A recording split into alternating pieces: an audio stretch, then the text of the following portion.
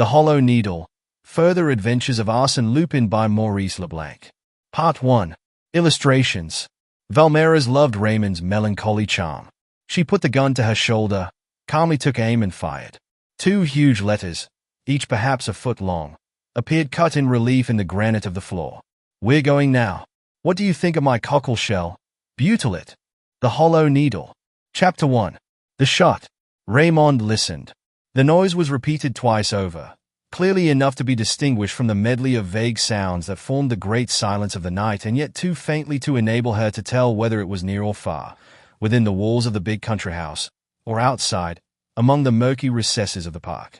She rose softly. Her window was half open. She flung it back wide.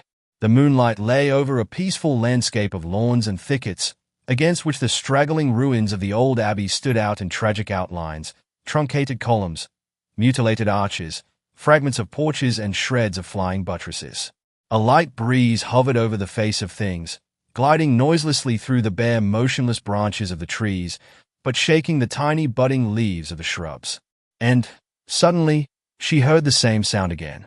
It was on the left and on the floor below her, in the living rooms, therefore, that occupied the left wing of the house. Brave and plucky though she was, the girl felt afraid. She slipped on her dressing gown and took the matches. "Raymond? Raymond!" A voice as low as a breath was calling to her from the next room, the door of which had not been closed. She was feeling her way there, when Suzanne, her cousin, came out of the room and fell into her arms. "Raymond, is that you? Did you hear?" "Yes. So you're not asleep. I suppose the dog woke me, some time ago, but is not barking now. What time is it?" "About 4. Listen, surely, someone's walking in the drawing room." "There's no danger. Your father is down there, Suzanne." "But there is danger for him. His room is next to the boudoir. Devil is there too, at the other end of the house. He could never hear." They hesitated, not knowing what course to decide upon. Should they call out? Cry for help? They dared not. They were frightened of the sound of their own voices. But Suzanne, who had gone to the window, suppressed a scream. "Look, a man, near the fountain." A man was walking away at a rapid pace. He carried under his arm a fairly large load, the nature of which they were unable to distinguish. It knocked against his leg and impeded his progress.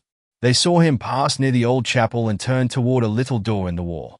The door must have been open, for the man disappeared suddenly from view and they failed to hear the usual grating of the hinges. "He came from the drawing room," whispered Suzanne. "No, the stairs and the hall would have brought him out more to the left, unless—" The same idea struck them both. They leant out. Below them, a ladder stood against the front of the house, resting on the first floor. A glimmer lit up the stone balcony, and another man, who was also carrying something, bestrode the baluster, slid down the ladder and ran away by the same road as the first. Suzanne, scared to the verge of swooning, fell on her knees, stammering, "Let us call out. Let us call for help." "Who would come?" "Your father. And if there are more of them left, and they throw themselves upon him, then, we might call the servants. Your bell rings on their floor." Yes, perhaps. That's better. If only they come in time." Raymond felt for the electric push near her bed and pressed it with her finger. They heard the bell ring upstairs and had an impression that its shrill sound must also reach anyone below. They waited. The silence became terrifying and the very breeze no longer shook the leaves of the shrubs. "I'm frightened, said Suzanne. And, suddenly, from the profound darkness below them, came the sound of a struggle, a crash of furniture overturned, words, exclamations, and then, horrible and ominous, a hoarse groan, the gurgle of a man who was being murdered. Raymond leapt toward the door. Suzanne clung desperately to her arm. No, don't leave me.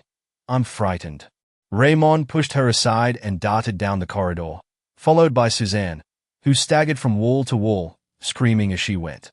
Raymond reached the staircase, flew down the stairs, flung herself upon the door of the big drawing room and stopped short, rooted to the threshold, while Suzanne sank in a heap by her side. Facing them, at 3 steps' distance, stood a man, with a lantern in his hand. He turned it upon the 2 girls, blinding them with the light, stared long at their pale faces, and then, without hurrying, with the calmest movements in the world, took his cap, picked up a scrap of paper and 2 bits of straw, removed some footmarks from the carpet, went to the balcony, turned to the girls, made them a deep bow and disappeared. Suzanne was the first to run to the little boudoir which separated the big drawing room from her father's bedroom. But, at the entrance, a hideous sight appalled her. By the slanting rays of the moon, she saw 2 apparently lifeless bodies lying close to each other on the floor. She leaned over one of them. "Father, father, is it you? What has happened to you?" she cried, distractedly. After a moment, the Comte de Gesvres moved. In a broken voice, he said, "Don't be afraid. I am not wounded, Devil. Is he alive? The knife, the knife." 2 men servants now arrived with candles. Raymond flung herself down before the other body and recognized Jean Devil, the Count's private secretary. A little stream of blood trickled from his neck. His face already wore the pallor of death. Then she rose, returned to the drawing room, took a gun that hung in a trophy of arms on the wall and went out on the balcony. Not more than 50 or 60 seconds had elapsed since the man had set his foot on the top rung of the ladder. He could not, therefore, be very far away, the more so as he had taken the precaution to remove the ladder, in order to prevent the inmates of the house from using it. And soon she saw him skirting the remains of the old cloister. She put the gun to her shoulder, calmly took aim and fired. The man fell. "That's done it. That's done it," said one of the servants. "We've got this one. I'll run down." "No, Victor, he's getting up. You had better go down by the staircase and make straight for the little door in the wall. That's the only way he can escape."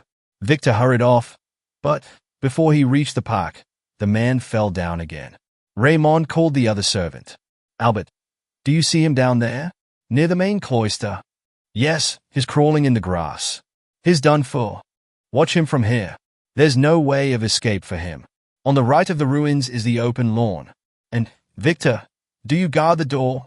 On the left," she said, taking up her gun. "But, surely, you are not going down, miss?" "Yes, yes," she said, with a resolute accent and abrupt movements. "Let me be. I have a cartridge left, if he stirs." She went out. A moment later, Albert saw her going toward the ruins. He called to her from the window. He's dragged himself behind the cloister. "I can't see him. Be careful, miss." Raymond went round the old cloisters, to cut off the man's retreat, and Albert soon lost sight of her. After a few minutes, as he did not see her return, he became uneasy and, keeping his eye on the ruins, instead of going down by the stairs, he made an effort to reach the ladder. When he had succeeded, he scrambled down and ran straight to the cloisters near which he had seen the man last. 30 paces farther, he found Raymond, who was searching with Victor. "Well?" he asked. "There's no laying one's hands on him," replied Victor. "The little door. I've been there. Here's the key. Still, he must. Oh, we've got him safe enough, the scoundrel. He'll be ours in 10 minutes." The farmer and his son, awakened by the shot, now came from the farm buildings, which were at some distance on the right, but within the circuit of the walls. They had met no one. "Of course not," said Albert. "The ruffian can't have left the ruins. We'll dig him out of some hole or other." They organized a methodical search, beating every bush, pulling aside the heavy masses of ivy rolled round the shafts of the columns. They made sure that the chapel was properly locked and that none of the panes were broken. They went round the cloisters and examined every nook and corner. The search was fruitless. There was but one discovery. At the place where the man had fallen under Raymond's gun, they picked up a chauffeur's cap, in very soft buff leather. Besides that, nothing. The gendarmerie of Uville-la-Rivière were informed at 6 o'clock in the morning and at once proceeded to the spot, after sending an express to the authorities at Dieppe with a note describing the circumstances of the crime, the imminent capture of the chief criminal, and the discovery of his headgear and of the dagger with which the crime had been committed. At 10 o'clock, 2 hired conveyances came down the gentle slope that led to the house. One of them, an old-fashioned calash, contained the deputy public prosecutor and the examining magistrate, accompanied by his clerk. In the other, a humble fly, were seated 2 reporters, representing the Journal de Rouen and a great Paris paper. The old chateau came into view, once the abbey residence of the priors of Ambrumésy, mutilated under the Revolution, both restored by the Comte de Gesvres, who had now owned it for some 20 years. It consists of a main building, surmounted by a pinnacled clock tower, and 2 wings, each of which is surrounded by a flight of steps with a stone balustrade. Looking across the walls of the park and beyond the upland supported by the high Norman cliffs, you catch a glimpse of the blue line of the channel between the villages of Sainte Marguerite and Varengel. Here the Comte de Gesvres lived with his daughter Suzanne, a delicate, fair-haired, pretty creature, and his niece Raymond de Saint-Véran, whom he had taken to live with him 2 years before, when the simultaneous death of her father and mother left Raymond an orphan. Life at the chateau was peaceful and regular. A few neighbors paid an occasional visit. In the summer, the Count took the 2 girls almost every day to Dieppe. He was a tall man, with a handsome, serious face and hair that was turning gray. He was very rich, managed his fortune himself, and looked after his extensive estates with the assistance of his secretary, Jean Daval. Immediately upon his arrival, the examining magistrate took down the first observations of Sergeant Quevelin of the gendarmes. The capture of the criminal, imminent though it might be, had not yet been effected, but every outlet of the park was held. Escape was impossible. The little company next crossed the chapter hall and the refectory, both of which are on the ground floor, and went up to the first story. They at once remarked the perfect order that prevailed in the drawing room. Not a piece of furniture, not an ornament but appeared to occupy its usual place, nor was there any gap among the ornaments or furniture. On the right and left walls hung magnificent Flemish tapestries with figures. On the panels of the wall facing the windows were 4 fine canvases, in contemporary frames, representing mythological scenes. These were the famous pictures by Rubens which had been left to the Comte de Gesvres, together with the Flemish tapestries, by his maternal uncle, the Marquess de Bobadilla, a Spanish grandee. M. Filleul remarked, "If the motive of the crime was theft, this drawing room, at any rate, was not the object of it." "You can't tell," said the deputy, who spoke little, but who, when he did, invariably opposed the magistrate's views. "Why, my dear sir, the first thought of a burglar would be to carry off those pictures and tapestries, which are universally renowned. Perhaps there was no time. We shall see." At that moment, the Comte de Gesvres entered, accompanied by the doctor. The Count, who did not seem to feel the effects of the attack to which he had been subjected, welcomed the 2 officials. Then he opened the door of the boudoir. This room, which no one had been allowed to enter since the discovery of the crime, differed from the drawing room in Nasmyth as it presented a scene of the greatest disorder.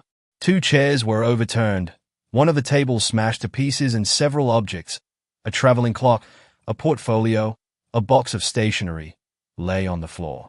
And there was blood on some of the scattered pieces of notepaper. The doctor turned back the sheet that covered the corpse.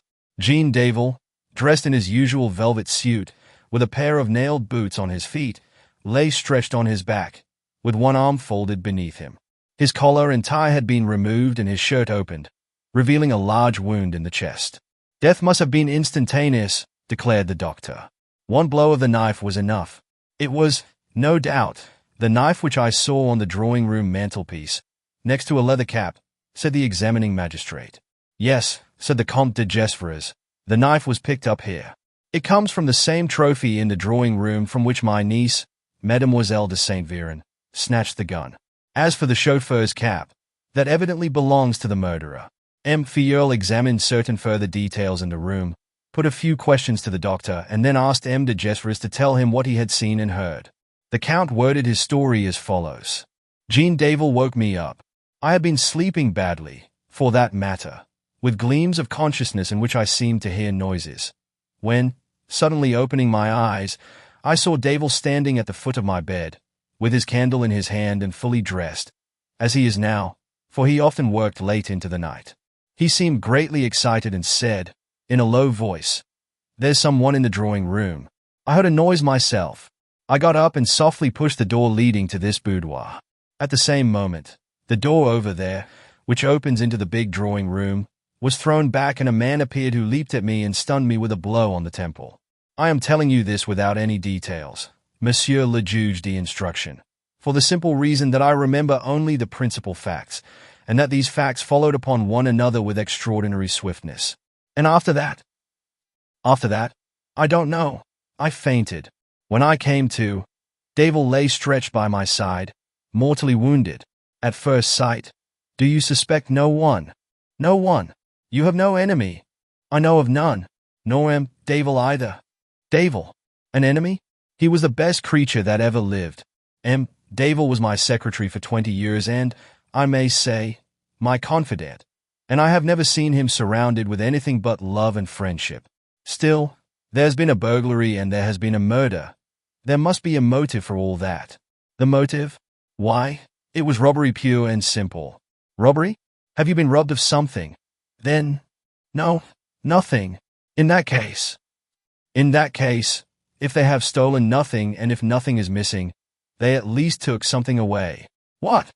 I don't know, but my daughter and my niece will tell you, with absolute certainty, that they saw two men in succession cross the park and that those two men were carrying fairly heavy loads.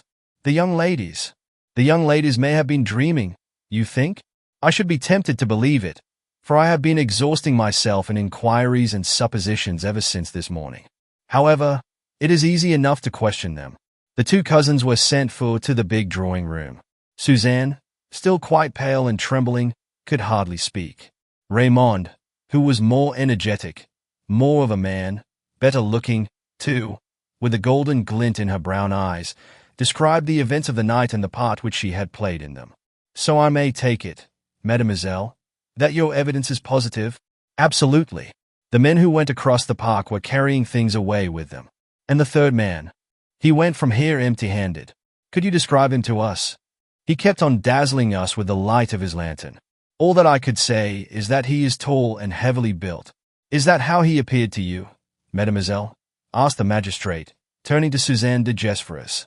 Yes, or, rather, no, said Suzanne, reflecting. I thought he was about the middle height and slender. Filleul smiled. He was accustomed to differences of opinion and sight in witnesses to one and the same fact. So we have to do, on the one hand, with a man, the one in the drawing room, who is, at the same time, tall and short, stout and thin, and, on the other, with two men, those in the park, who are accused of removing from that drawing room objects, which are still here. Filleul was a magistrate of the ironic school, as he himself would say. He was also a very ambitious magistrate and one who did not object to an audience nor to an occasion to display his tactful resource in public, as was shown by the increasing number of persons who now crowded into the room. The journalist had been joined by the farmer and his son, the gardener and his wife, the indoor servants of the chateau, and the two cabmen who had driven the flies from deep. Filleul continued. There is also the question of agreeing upon the way in which the third person disappeared. Was this the gun you fired, mademoiselle, and from this window? Yes. The man reached the tombstone which is almost buried under the brambles, to the left of the cloisters. But he got up again. Only half. Victor ran down at once to guard the little door and I followed him, leaving the second footman, Albert, to keep watch here. Albert now gave his evidence and the magistrate concluded. So, according to you, the wounded man was not able to escape on the left because your fellow servant was watching the door, nor on the right, because you would have seen him cross the lawn. Logically, therefore, he is, at the present moment, in the comparatively restricted space that lies before our eyes. I'm sure of it. And you, mademoiselle? Yes, and I, too, said Victor. The deputy prosecutor exclaimed, with a leer. The field of inquiry is quite narrow. We have only to continue the search commenced 4 hours ago. We may be more fortunate. Filleul took the leather cap from the mantel, examined it and, beckoning to the sergeant of gendarmes, whispered, Sergeant, send one of your men to Deep at once. Tell him to go to Maigret, the hatter, in the Rue de la Barre, and ask Maigret to tell him, if possible, to whom this cap was sold. The field of inquiry, in the deputy's phrase, was limited to the space contained between the house, the lawn on the right and the angle formed by the left wall and the wall opposite the house, that is to say, a quadrilateral of about 100 yards each way, in which the ruins of Ambrumésy, the famous medieval monastery, stood out at intervals. They at once noticed the traces left by the fugitive in the trampled grass. In 2 places, marks of blackened blood, now almost dried up, were observed. After the turn at the end of the cloisters, there was nothing more to be seen, as the nature of the ground, here covered with pine needles, did not lend itself to the imprint of a body. But, in that case, How had the wounded man succeeded in escaping the eyes of Raymond, Victor, and Albert? There was nothing but a few breaks, which the servants and the gendarmes had beaten over and over again, and a number of tombstones, under which they had explored. The examining magistrate made the gardener, who had the key, open the chapel, a real gem of carving, a shrine in stone which had been respected by time and the revolutionaries, and which, with the delicate sculpture work of its porch and its miniature population of statuettes, was always looked upon as a marvelous specimen of the Norman Gothic style. The chapel, which was very simple in the interior, with no other ornament than its marble altar, offered no hiding place. Besides, the fugitive would have had to obtain admission. And by what means? The inspection brought them to the little door in the wall that served as an entrance for the visitors to the ruins. It opened on a sunk road running between the park wall and a copsewood containing some abandoned quarries. M. Filleul stooped forward. The dust of the road bore marks of anti-skid pneumatic tires. Raymond and Victor remembered that, after the shot, they had seemed to hear the throb of a motorcar. The magistrate suggested. The man must have joined his confederates. Impossible, cried Victor. I was here while Mademoiselle and Albert still had him in view. Nonsense, he must be somewhere, outside or inside. We have no choice. He is here, the servants insisted, obstinately. The magistrate shrugged his shoulders and went back to the house in a more or less sullen mood. There was no doubt that it was an unpromising case. A theft in which nothing had been stolen. An invisible prisoner. What could be less satisfactory? It was late. M. de Gesvres asked the officials and the two journalists to stay till lunch. They ate in silence, and then M. Filleul returned to the drawing-room, where he questioned the servants. But the sound of a horse's hoofs came from the courtyard and, a moment after, the gendarme who had been sent to Deep entered. "Well, did you see the hatter?" exclaimed the magistrate, eager at last to obtain some positive information. "I saw M. Maigret. The cap was sold to a cab driver." "A cab driver?" "Yes, a driver who stopped his fly before the shop and asked to be supplied with a yellow leather chauffeur's cap for one of his customers. This was the only one left. He paid for it, without troubling about the size, and drove off. He was in a great hurry." "What sort of fly was it?" "A calash." "And on what day did this happen?" "On what day?" "Why, today, at 8 o'clock this morning." "This morning? What are you talking about?" "The cap was bought this morning." "But that's impossible, because it was found last night in the park. If it was found there, it must have been there, and, consequently, it must have been bought before. The hatter told me it was bought this morning." There was a moment of general bewilderment. The nonplussed magistrate strove to understand. Suddenly, he started, as though struck with a gleam of light. "Fetch the cabman who brought us here this morning. The man who drove the calash. Fetch him at once." The sergeant of gendarmes and his subordinate ran off to the stables. In a few minutes, the sergeant returned alone. "Where's the cabman?" "He asked for food in the kitchen, ate his lunch and then—" "And then?" "He went off. With his fly." "No.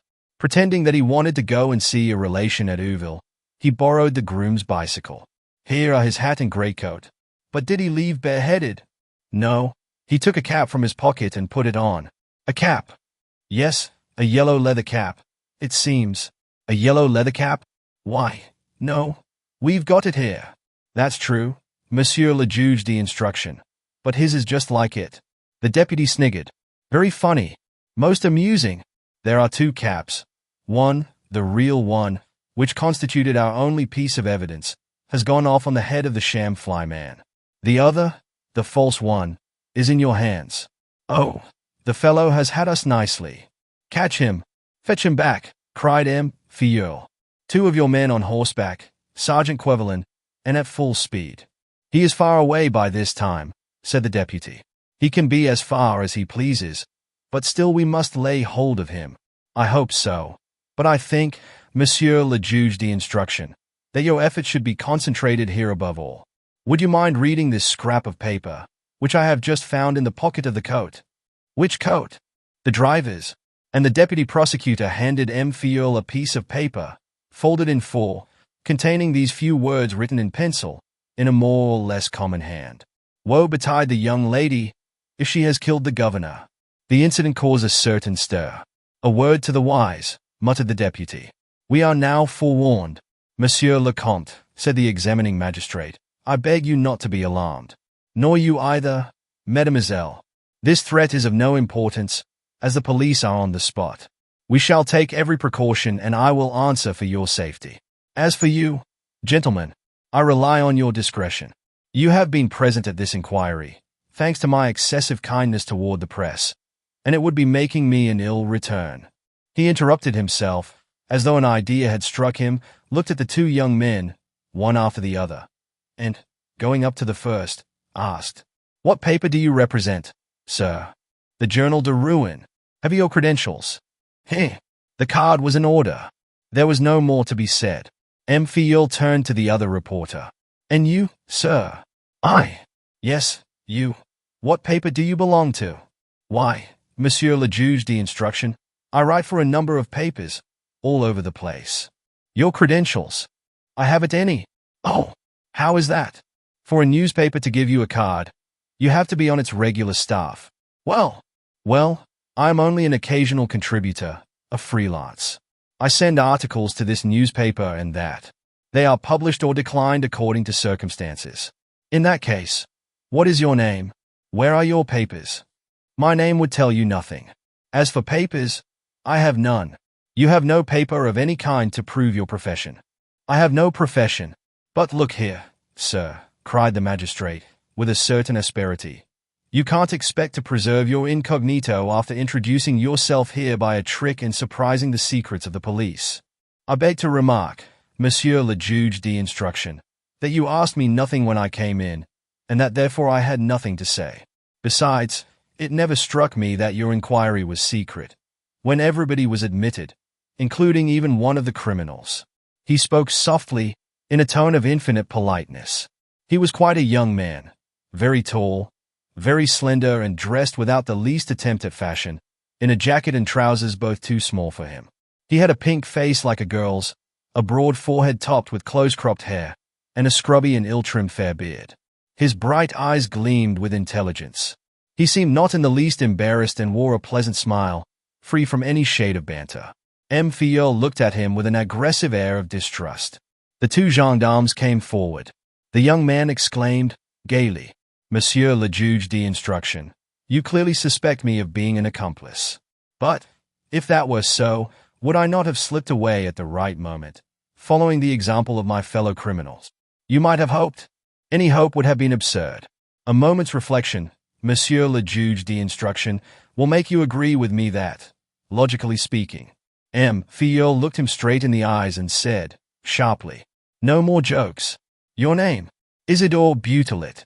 "Your occupation?" "Sixth form pupil at the Lycée Janson de Sailly." Fiol opened a pair of startled eyes. "What are you talking about?" "Sixth form pupil. At the Lycée Janson, Rue de la Pompe, number—" "Oh, look here," exclaimed Fiol. "You're trying to take me in. This won't do. You know, a joke can go too far. I must say, Monsieur le Juge d'instruction, that your astonishment surprises me. What is there to prevent my being a sixth-form pupil at the Lycée Janson? My beard, perhaps? Set your mind at ease. My beard is false." Isidore Butelet pulled off the few curls that adorned his chin, and his beardless face appeared still younger and pinker, a genuine schoolboy's face. And, with a laugh like a child's, revealing his white teeth. "Are you convinced now?" he asked. "Do you want more proofs? Here, you can read the address on these letters from my father. To Monsieur Isidore Butelet, indoor pupil, Lycée Janson de Sailly." Convinced or not, Fiol did not look as if he liked the story. He asked, gruffly, "What are you doing here?"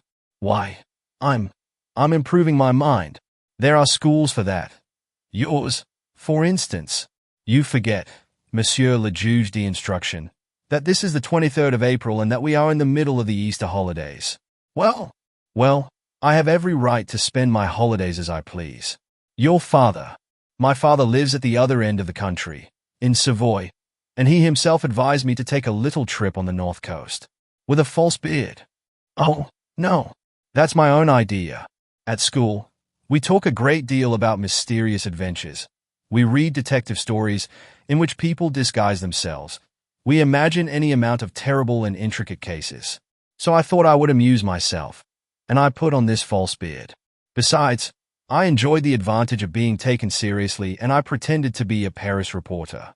That is how, last night, after an uneventful period of more than a week, I had the pleasure of making the acquaintance of my ruined colleague.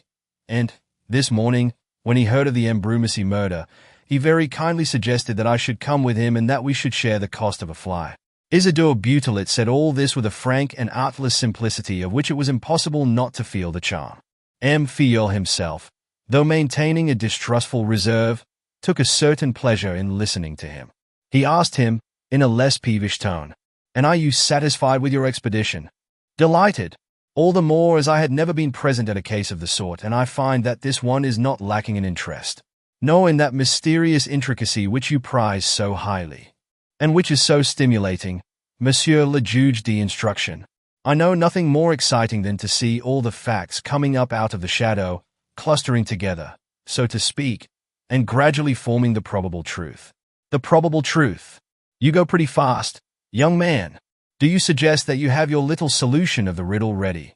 "Oh, no," replied Butelet, with a laugh. "Only, it seems to me that there are certain points on which it is not impossible to form an opinion, and others, even, are so precise as to warrant a conclusion." "Oh, but this is becoming very curious, and I shall get to know something at last, for I confess, to my great confusion, that I know nothing." "That is because you have not had time to reflect, Monsieur le Juge d'instruction. The great thing is to reflect. Facts very seldom fail to carry their own explanation. And, according to you, the facts which we have just ascertained carry their own explanations. Don't you think so yourself? In any case, I have ascertained none besides those which are set down in the official report." "Good.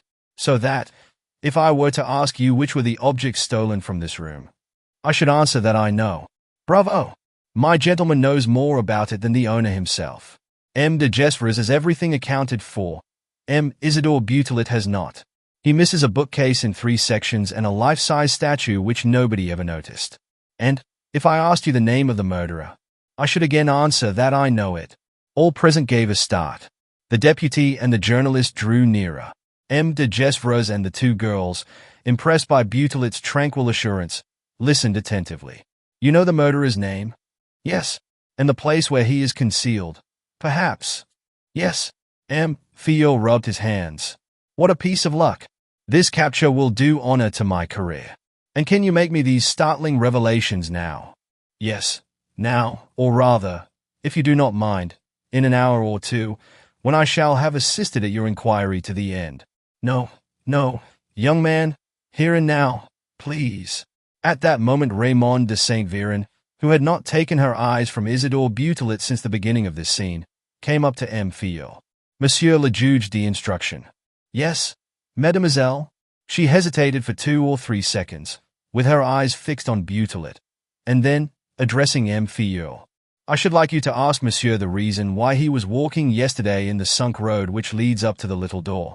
It was an unexpected and dramatic stroke." Isidore Butelet appeared nonplussed. "I, mademoiselle? I. You saw me yesterday." Raymond remained thoughtful, with her eyes upon Butelet, as though she were trying to settle her own conviction, and then said, in a steady voice, "At 4 o'clock in the afternoon, as I was crossing the wood, I met in the sunk road a young man of monsieur's height, dressed like him and wearing a beard cut in the same way, and I received a very clear impression that he was trying to hide. And it was I. I could not say that as an absolute certainty, for my recollection is a little vague. Still, I think so. If not, it would be an unusual resemblance." Filleul was perplexed. Already taken in by one of the Confederates, was he now going to let himself be tricked by this self-styled schoolboy?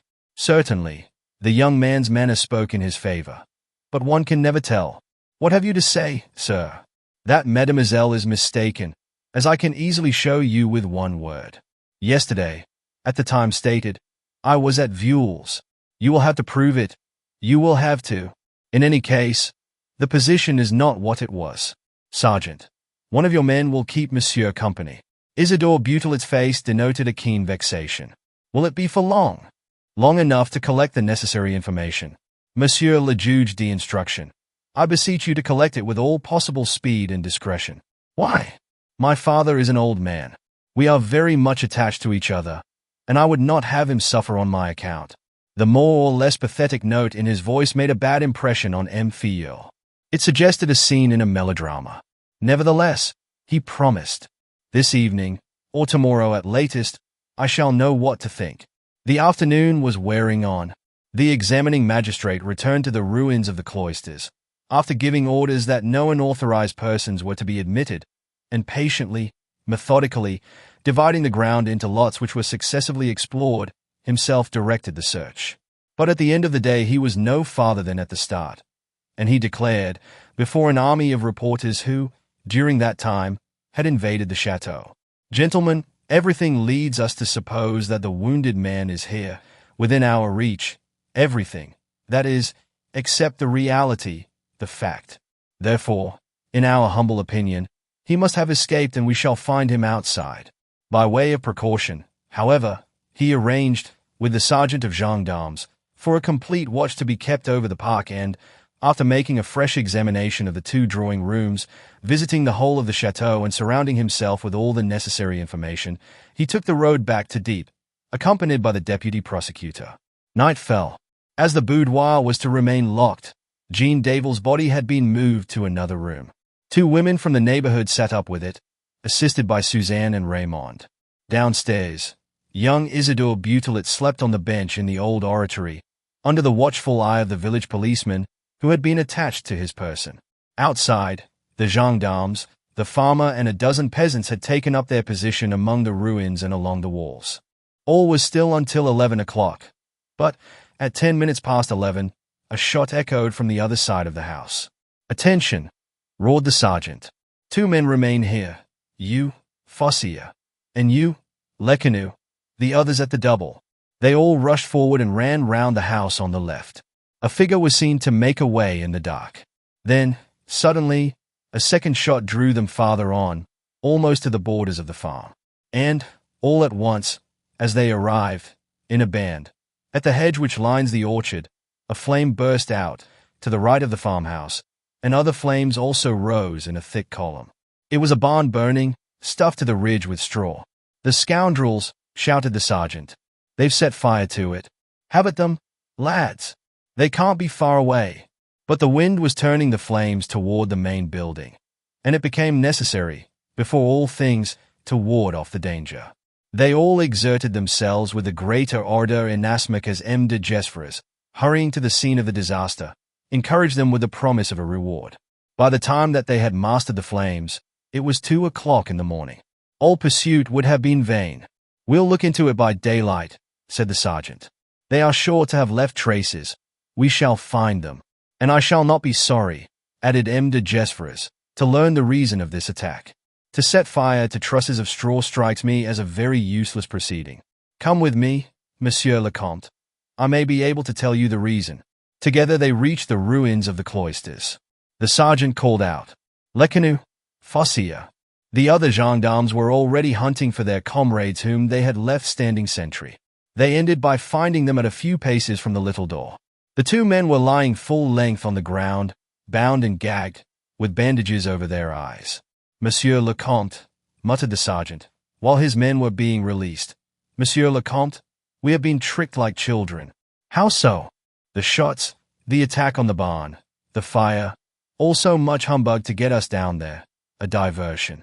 During that time they were tying up our two men, and the business was done." "What business?" "Carrying off the wounded man, of course." "You don't mean to say you think?" "Think? Why, it's as plain as a pikestaff. The idea came to me 10 minutes ago, but I'm a fool not to have thought of it earlier. We should have nabbed them all."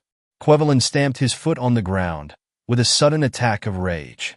"But where, confound it, where did they go through? Which way did they carry him off? For, dash it all, we beat the ground all day, and a man can't hide in a tuft of grass, especially when he's wounded. It's witchcraft, that's what it is." Nor was this the last surprise awaiting Sergeant Quevelin. At dawn, when they entered the oratory which had been used as a cell for young Isidore Butelet, they realized that young Isidore Butelet had vanished. On a chair slept the village policeman, bent in two. By his side stood a water bottle and 2 tumblers. At the bottom of one of those tumblers a few grains of white powder. On examination, it was proved, first, that young Isidore Butelet had administered a sleeping draught to the village policeman. Secondly, that he could only have escaped by a window situated at a height of 7 or 8 feet in the wall. And lastly, a charming detail, this, that he could only have reached this window by using the back of his warder as a footstool. Chapter 2. Isidore Butelet, 6th form schoolboy. From the Grand Journal. Latest news. Dr. Delatta kidnapped. A mad piece of criminal daring. At the moment of going to press, we have received an item of news which we dare not guarantee is authentic, because of its very improbable character. We print it, therefore, with all reserve. Yesterday evening, Dr. Delatta, the well-known surgeon, was present, with his wife and daughter, at the performance of Hernani at the Comédie Française. At the commencement of the third act, that is to say, at about 10 o'clock, the door of his box opened and a gentleman, accompanied by 2 others, leaned over to the doctor and said to him, in a low voice, but loud enough for Mme Delatta to hear, "Doctor, I have a very painful task to fulfill, and I shall be very grateful to you if you will make it as easy for me as you can." "Who are you, sir?" "M. Thezard, Commissary of Police of the 1st District, and my instructions are to take you to M. Dudouis at the prefecture." "But—" "Not a word, doctor. I entreat you, not a movement. There is some regrettable mistake, and that is why we must act in silence and not attract anybody's attention. You will be back, I have no doubt, before the end of the performance." The doctor rose and went with the commissary. At the end of the performance, he had not returned. Mme Delatta, greatly alarmed, drove to the office of the commissary of police. There she found the real M. Thezard and discovered, to her great terror, that the individual who had carried off her husband was an impostor. Inquiries made so far have revealed the fact that the doctor stepped into a motor car and that the car drove off in the direction of the Concorde. Readers will find further details of this incredible adventure in our 2nd edition. Incredible though it might be, the adventure was perfectly true. Besides, the issue was not long delayed in the Grand Journal, while confirming the story in its midday edition, described in a few lines the dramatic ending with which it concluded. The story ends, and guesswork begins. Dr. Delatta was brought back to 78 Rue Duray at 9 o'clock this morning in a motor car which drove away immediately at full speed. Number 78 Rue Duray is the address of Dr. Delatta's clinical surgery, at which he arrives every morning at the same hour. When we sent in our card, the doctor, though closeted with the chief of the detective service, was good enough to consent to receive us. "All that I can tell you," he said, in reply to our questions, "is that I was treated with the greatest consideration. My 3 companions were the most charming people I have ever met, exquisitely well-mannered and bright and witty talkers, a quality not to be despised, in view of the length of the journey." "How long did it take?" "About 4 hours and as long returning." "And what was the object of the journey?" "I was taken to see a patient whose condition rendered an immediate operation necessary." "And was the operation successful?" "Yes, but the consequences may be dangerous." "I would answer for the patient here." "Down there, under his present conditions." "Bad conditions?" "Execrable. A room in an inn, and the practically absolute impossibility of being attended to." "Then what can save him?" "A miracle, and his constitution, which is an exceptionally strong one." "And can you say nothing more about this strange patient?" "No. In the first place, I have taken an oath, and, secondly, I have received a present of 10,000 francs for my free surgery. If I do not keep silence, this sum will be taken from me." "You are joking." "Do you believe that?" "Indeed I do." The men all struck me as being very much in earnest. This is the statement made to us by Dr. Delatta, and we know, on the other hand, that the head of the detective service, in spite of all his insisting, has not yet succeeded in extracting any more precise particulars from him as to the operation which he performed, the patient whom he attended, or the district traversed by the car. It is difficult, therefore, to arrive at the truth. This truth, which the writer of the interview confessed himself unable to discover, was guessed by the more or less clear-sighted minds that perceived the connection with the facts which had occurred the day before at the Château d'Ambrumésy, and which were reported, down to the smallest detail, in all the newspapers of that day. There was evidently a coincidence to be reckoned with in the disappearance of a wounded burglar and the kidnapping of a famous surgeon. The judicial inquiry, moreover, proved the correctness of the hypothesis. By following the track of the sham-fly man, who had fled on a bicycle, they were able to show that he had reached the forest of Arcs at some 10 miles distance, and that from there, after throwing his bicycle into a ditch, he had gone to the village of St. Nicholas, whence he had dispatched the following telegram. ALN. Post Office 45, Paris. Situation desperate. Operation urgently necessary. Send celebrity by National Road 14. The evidence was undeniable. Once surprised, the accomplices in Paris hastened to make their arrangements. At 10 o'clock in the evening, they sent their celebrity by National Road number 14, which skirts the forest of Arcs and ends at Deep. During this time, under cover of the fire which they themselves had caused, the gang of burglars carried off their leader and moved him to an inn, where the operation took place on the arrival of the surgeon, at 2 o'clock in the morning. About that there was no doubt. At Pontus, at Gournay, at Forges, Chief Inspector Ganimard, who was sent specially from Paris, with Inspector Folenfant, as his assistant, ascertained that a motor car had passed in the course of the previous night. The same on the road from Deep to Ambrumésy, and, though the traces of the car were lost at about 1.5 miles from the chateau, at least a number of footmarks were seen between the little door in the park wall and the abbey ruins. Besides, Ganimard remarked that the lock of the little door had been forced. So all was explained. It remained to decide which inn the doctor had spoken of. An easy piece of work for a Ganimard, a professional ferret, a patient old stager of the police. The number of inns is limited, and this one, given the condition of the wounded man, could only be one quite close to Ambrumésy. Ganimard and Sergeant Quevelin set to work. Within a circle of 500 yards, of 1,000 yards, of 1,500 yards, they visited and ransacked everything that could pass for an inn. But, against all expectation, the dying man persisted in remaining invisible. Ganimard became more resolved than ever. He came back to sleep at the chateau, on the Saturday night, with the intention of making his personal inquiry on the Sunday. On Sunday morning, he learned that, during the night, a posse of gendarmes had seen a figure gliding along the sunk road, outside the wall. Was it an accomplice who had come back to investigate? Were they to suppose that the leader of the gang had not left the cloisters or the neighborhood of the cloisters? That night, Ganimard openly sent the squad of gendarmes to the farm and posted himself and Folenfant outside the walls, near the little door. A little before midnight, a person passed out of the wood, slipped between them, went through the door and entered the park. For 3 hours, they saw him wander from side to side across the ruins, stooping, climbing up the old pillars, sometimes remaining for long minutes without moving. Then he went back to the door and again passed between the two inspectors. Ganimard caught him by the collar, while Folenfant seized him round the body. He made no resistance of any kind and, with the greatest docility, allowed them to bind his wrists and take him to the house. But, when they attempted to question him, he replied simply that he owed them no account of his doings and that he would wait for the arrival of the examining magistrate. Thereupon, they fastened him firmly to the foot of a bed, in one of the 2 adjoining rooms which they occupied.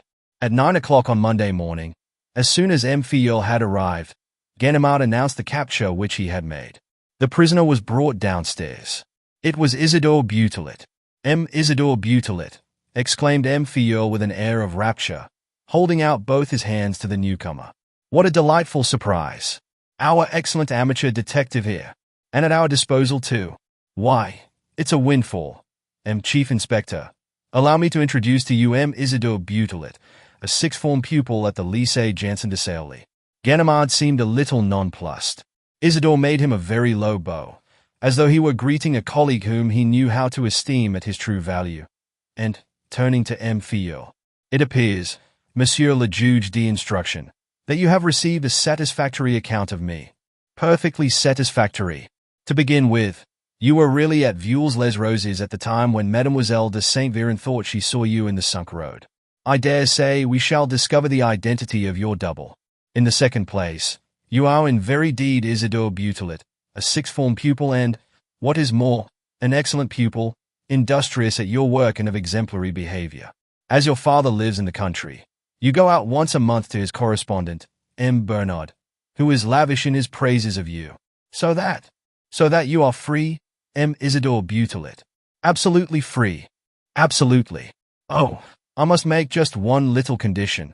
All the same, You can understand that I can't release a gentleman who administers sleeping draughts, who escapes by the window, and who is afterward caught in the act of trespassing upon private property. I can't release him without a compensation of some kind. I await your pleasure.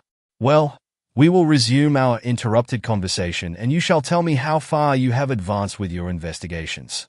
In 2 days of liberty, you must have carried them pretty far. And, as Ganimard was preparing to go, with an affectation of contempt for that sort of practice, the magistrate cried, "Not at all, Inspector. Your place is here. I assure you that Isidore Butelet is worth listening to. Isidore Butelet, according to my information, has made a great reputation at the Lycée Janson de Sailly as an observer whom nothing escapes. And his schoolfellows, I hear, look upon him as your competitor and a rival of Holmlock Shears." "Indeed," said Ganimard, ironically. "Just so. One of them wrote to me. If Butelet declares that he knows, you must believe him. And, whatever he says, you may be sure that it is the exact expression of the truth. Isidore Butelet, now or never is the time to vindicate the confidence of your friends. I beseech you, give us the exact expression of the truth."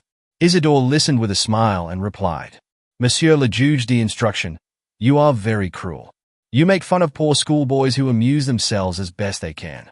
You are quite right, however, and I will give you no further reason to laugh at me. The fact is that you know nothing, Isidore Butelet. Yes, I confess in all humility that I know nothing.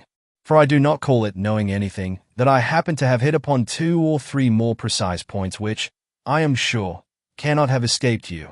For instance, the object of the theft. Ah, of course, you know the object of the theft. As you do, I have no doubt. In fact, it was the first thing I studied, because the task struck me as easier. Easier? Really? Why, of course. At the most, it's a question of reasoning. Nothing more than that. Nothing more. And what is your reasoning? It is just this, stripped of all extraneous comment. On the one hand, there's been a theft, because the 2 young ladies are agreed and because they really saw 2 men running away and carrying things with them. There has been a theft. On the other hand, nothing has disappeared, because M. de Gesvres says so, and he is in a better position than anybody to know. Nothing has disappeared. From those 2 premises I arrive at this inevitable result. Granted that there has been a theft and that nothing has disappeared, it is because the object carried off has been replaced by an exactly similar object. Let me hasten to add that possibly my argument may not be confirmed by the facts. But I maintain that it is the first argument that ought to occur to us and that we are not entitled to waive it until we have made a serious examination. That's true, muttered the magistrate, who was obviously interested. Now, continued Isidore, what was there in this room that could arouse the covetousness of the burglars? 2 things. The tapestry first. It can't have been that. Old tapestry cannot be imitated. The fraud would have been palpable at once. There remain the 4 Rubens pictures. What's that you say? I say that the 4 Rubenses on that wall are false. Impossible. They are false a priori, inevitably and without a doubt. I tell you, it's impossible. It is very nearly a year ago, Monsieur le Juge d'instruction, since a young man, who gave his name as Charpenais, came to the Chateau d'Ambrumésy and asked permission to copy the Rubens pictures. M. de Gesvres gave him permission. Every day for 5 months Charpenais worked in this room from morning till dusk. The copies which he made, canvases and frames, have taken the place of the 4 original pictures bequeathed to M. de Gesvres by his uncle, the Marquess de Bobadilla. Prove it. I have no proof to give. A picture is false because it is false, and I consider that it is not even necessary to examine these 4. M. Filleul and Ganimard exchanged glances of unconcealed astonishment. The inspector no longer thought of withdrawing. At last, the magistrate muttered, "We must have M. de Gesvres's opinion." And Ganimard agreed.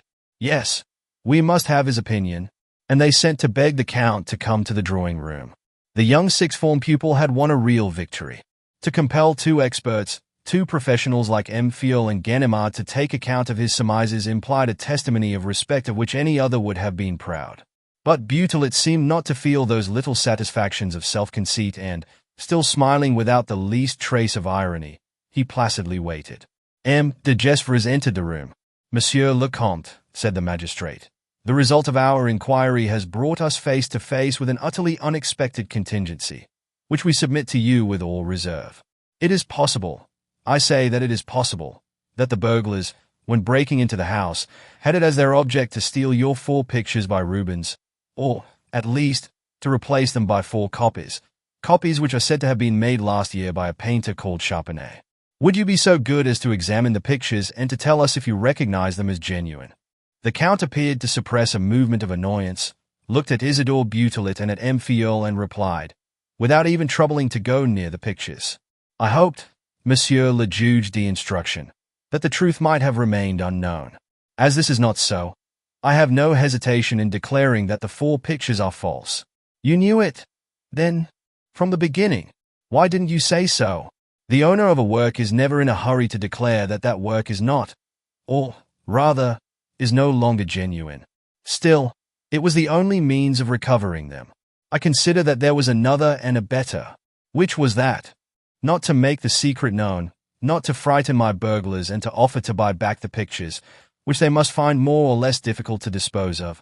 How would you communicate with them? As the Count did not reply, Isidore answered for him. By means of an advertisement in the papers. The paragraph inserted in the agony column of the journal, the Echo de Paris and the Matin runs, I'm prepared to buy back the pictures. The Count agreed with a nod. Once again, the young man was teaching his elders. M. Filleul showed himself a good sportsman. There's no doubt about it, my dear sir, he exclaimed. I'm beginning to think your schoolfellows were not quite wrong. By Jove! What an eye! What intuition! If this goes on, there will be nothing left for M. Ganimard and me to do. Oh, none of this part was so very complicated. You mean to say that the rest was more so? I remember, in fact, that, when we first met you seemed to know all about it. Let me see, as far as I recollect, you said that you knew the name of the murderer. So I do. Well, then, who killed Jean Daval? Is the man alive? Where is he hiding? There is a misunderstanding between us, Monsieur le Juge d'instruction. Or, rather, you have misunderstood the facts from the beginning. The murderer and the runaway are 2 distinct persons. What's that? Exclaimed M. Filleul. The man whom M. de Gesvres saw in the boudoir and struggled with. The man whom the young ladies saw in the drawing-room and whom Mademoiselle de Saint-Véran shot at. The man who fell in the park and whom we are looking for. Do you suggest that he is not the man who killed Jean Daval? I do. Have you discovered the traces of a 3rd accomplice who disappeared before the arrival of the young ladies? I have not. In that case, I don't understand. Well, who is the murderer of Jean Daval? Jean Daval was killed by... Butelet interrupted himself, thought for a moment and continued. But I must first show you the road which I followed to arrive at the certainty and the very reasons of the murder, without which my accusation would seem monstrous to you. And it is not. No, it is not monstrous at all. There is one detail which has passed unobserved and which, nevertheless, is of the greatest importance. And that is that Jean Daval, at the moment when he was stabbed, had all his clothes on, including his walking boots, was dressed, in short, as a man is dressed in the middle of the day, with a waistcoat, collar, tie and braces. Now the crime was committed at 4 o'clock in the morning. I reflected on that strange fact, said the magistrate. And M. de Gesvres replied that Jean Daval spent a part of his nights in working. The servants say, on the contrary, that he went to bed regularly at a very early hour. But, admitting that he was up, why did he disarrange his bedclothes, to make believe that he had gone to bed? And, if he was in bed, why, when he heard a noise, did he take the trouble to dress himself from head to foot, instead of slipping on anything that came to hand? I went to his room on the first day. While you were at lunch, his slippers were at the foot of the bed. What prevented him from putting them on rather than his heavy nailed boots? So far, I do not see.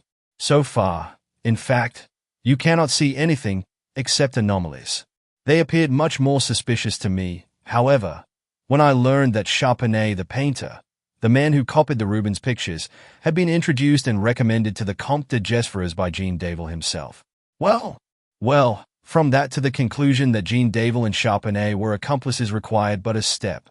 I took that step at the time of our conversation. A little quickly, I think. As a matter of fact, a material proof was wanted. Now I had discovered in Daval's room, on one of the sheets of the blotting pad on which he used to write, This address, Monsieur Arsène, Post Office 45, Paris. You will find it there still. Trace the reverse way on the blotting paper. The next day, it was discovered that the telegram sent by the sham flyman from St. Nicholas bore the same address. Arsène, Post Office 45. The material proof existed. Jean Davil was in correspondence with the gang which arranged the robbery of the pictures. M. Filleul raised no objection. Agreed. The complicity is established. And what conclusion do you draw? This, first of all, that it was not the runaway who killed Jean Davil, because Jean Davil was his accomplice. And after that, Monsieur le Juge d'instruction, I will ask you to remember the first sentence uttered by Monsieur le Comte when he recovered from fainting. The sentence forms part of Mademoiselle de Gesvres's evidence and is in the official report. I am not wounded. Davil. Is he alive? The knife. And I will ask you to compare it with that part of his story, also in the report, in which Monsieur le Comte describes the assault. The man leaped at me and felled me with a blow on the temple. How could M. de Gesvres, who had fainted, know, on waking, that Davil had been stabbed with a knife? Isidore Butelet did not wait for an answer to his question. It seemed as though he were in a hurry to give the answer himself and to avoid all comment. He continued straightway. Therefore it was Jean Davil who brought the 3 burglars to the drawing room. While he was there with the one whom they call their chief, a noise was heard in the boudoir. Davil opened the door. Recognizing M. de Gesvres, he rushed at him, armed with the knife. M. de Gesvres succeeded in snatching the knife from him, struck him with it and himself fell, on receiving a blow from the man whom the 2 girls were to see a few minutes after. Once again, M. Filleul and the inspector exchanged glances. Ganimard tossed his head in a disconcerted way. The magistrate said, Monsieur le Comte, am I to believe that this version is correct? M. de Gesvres made no answer. Come, Monsieur le Comte, your silence would allow us to suppose. I beg you to speak. Replying in a very clear voice, M. de Gesvres said, the version is correct in every particular. The magistrate gave a start. Then I cannot understand why you misled the police. Why conceal an act which you were lawfully entitled to commit in defense of your life? For 20 years, said M. de Gesvres, Davil worked by my side. I trusted him. If he betrayed me, as the result of some temptation or other, I was, at least, unwilling, for the sake of the past, that his treachery should become known. You were unwilling, I agree, but you had no right to be. I'm not of your opinion, Monsieur le Juge d'instruction. As long as no innocent person was accused of the crime, I was absolutely entitled to refrain from accusing the man who was at the same time the culprit and the victim. He is dead. I consider death a sufficient punishment. But now, Monsieur le Comte, now that the truth is known, you can speak. Yes, here are 2 rough drafts of letters written by him to his accomplices. I took them from his pocketbook, a few minutes after his death. And the motive of his theft? Go to 18, Rue de la Barre, at Dieppe, which is the address of a certain Mme Verdier. It was for this woman, whom he got to know 2 years ago, and to supply her constant need of money that Davil turned thief. So everything was cleared up. The tragedy rose out of the darkness and gradually appeared in its true light. Let us go on, said M. Filleul after the Count had withdrawn. Upon my word, said Butelet, gaily, I have said almost all that I had to say. But the runaway, the wounded man, as to that, Monsieur le Juge d'instruction, you know as much as I do. You have followed his tracks in the grass by the cloisters. You have. Yes, I know. But, since then, his friends have removed him and what I want is a clue or 2 as regards that inn. Isidore Butelet burst out laughing. The inn does not exist. It's an invention, a trick to put the police on the wrong scent, an ingenious trick, too, for it seems to have succeeded. But Dr. Delatte declares. Ah, that's just it, cried Butelet, in a tone of conviction. It is just because Dr. Delatte declares that we mustn't believe him. Why, Dr. Delatte refused to give any but the vaguest details concerning his adventure. He refused to say anything that might compromise his patient's safety. And suddenly he calls attention to an inn. You may be sure that he talked about that inn because he was told to. You may be sure that the whole story which he dished up to us was dictated to him under the threat of terrible reprisals. The doctor has a wife. The doctor has a daughter. He is too fond of them to disobey people of whose formidable power he has seen proofs.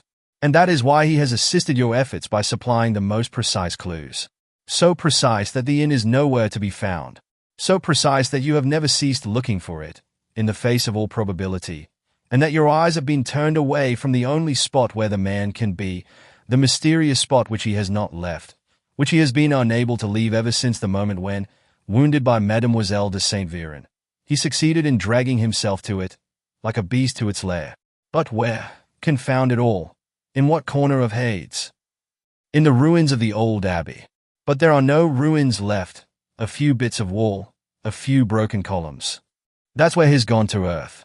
Monsieur le Juge d'instruction, shouted Butelet. That's where you will have to look for him. It's there and nowhere else that you will find Arsène Lupin. Arsène Lupin, yelled M. Filleul, springing to his feet. There was a rather solemn pause, amid which the syllables of the famous name seemed to prolong their sound. Was it possible that the vanquished and yet invisible adversary, whom they had been hunting in vain for several days, could really be Arsène Lupin? Arsène Lupin, caught in a trap, arrested, meant immediate promotion, fortune, glory to any examining magistrate. Ganimard had not moved a limb. Isidore said to him, "You agree with me, do you not, M. Inspector?" "Of course I do." "You have not doubted either, for a moment have you, that he managed this business?" "Not for a second. The thing bears his signature. A move of Arsène Lupin's is as different from a move made by another man as one face is from another. You have only to open your eyes." "Do you think so? Do you think so?" said M. Filleul. "Think so," cried the young man. "Look, here's one little fact. What are the initials under which those men correspond among themselves? A.L.N. That is to say, the first letter of the name Arsène and the first and last letters of the name Lupin." "Ah," said Ganimard, "nothing escapes you. Upon my word, you're a fine fellow," and old Ganimard lays down his arms before you. Butelet flushed with pleasure and pressed the hand which the chief inspector held out to him. The three men had drawn near the balcony, and their eyes now took in the extent of the ruins. M. Filleul muttered, "So he ought to be there." "He is there," said Butelet, in a hollow voice. "He has been there ever since the moment when he fell. Logically and practically, he could not escape without being seen by Mademoiselle de Saint Véran and the two servants." "What proof have you?" "His accomplices have furnished the proof. On the very morning, one of them disguised himself as a flyman and drove you here. To recover the cap, which would serve to identify him. Very well. But also, and more particularly, to examine the spot, find out and see for himself what had become of the governor." "And did he find out?" "I presume so, as he knew the hiding place. And I presume that he became aware of the desperate condition of his chief, because, under the impulse of his alarm, he committed the imprudence to write that threat. Woe betide the young lady, if she has killed the governor. But his friends were able to take him away afterward." "When?" "Your men have never left the ruins." "And where could they have moved him to?" "At most, a few hundred yards away, for one doesn't let a dying man travel. And then you would have found him." "No, I tell you, he is there. His friends would never have removed him from the safest of hiding places. It was there that they brought the doctor, while the gendarmes were running to the fire like children." "But how is he living? How will he keep alive?" "To keep alive you need food and drink." "I can't say. I don't know. But he is there. I will swear it. He is there, because he can't help being there. I am as sure of it as if I saw, as if I touched him. He is there." With his finger outstretched toward the ruins, he traced in the air a little circle which became smaller and smaller until it was only a point. And that point his two companions sought desperately, both leaning into space, both moved by the same faith in Butelet and quivering with the ardent conviction which he had forced upon them. Yes, Arsène Lupin was there. In theory and in fact, he was there. Neither of them was now able to doubt it. And there was something impressive and tragic in knowing that the famous adventurer was lying in some dark shelter, below the ground, helpless, feverish, and exhausted. "And if he dies?" asked M. Filleul, in a low voice. "If he dies," said Butelet, "and if his accomplices are sure of it, then see to the safety of Mademoiselle de Saint Véran, Monsieur le Juge d'instruction, for the vengeance will be terrible." A few minutes later, and in spite of the entreaties of M. Filleul, who would gladly have made further use of this fascinating auxiliary, Isidore Butelet, whose holidays ended that day, went off by the deep road. He stepped from the train in Paris at 5 o'clock and, at 8 o'clock, returned to the Lycée Janson together with his schoolfellows. Ganimard, after a minute but utterly useless exploration of the ruins of Brumacy, returned to Paris by the fast night train. On reaching his apartment in the Rue Pergolese, he found an express letter awaiting him. Monsieur l'Inspector Principal, finding that I had a little time to spare at the end of the day, I have succeeded in collecting a few additional particulars which are sure to interest you. Arsène Lupin has been living in Paris for 12 months under the name of Etienne de Vaudreix.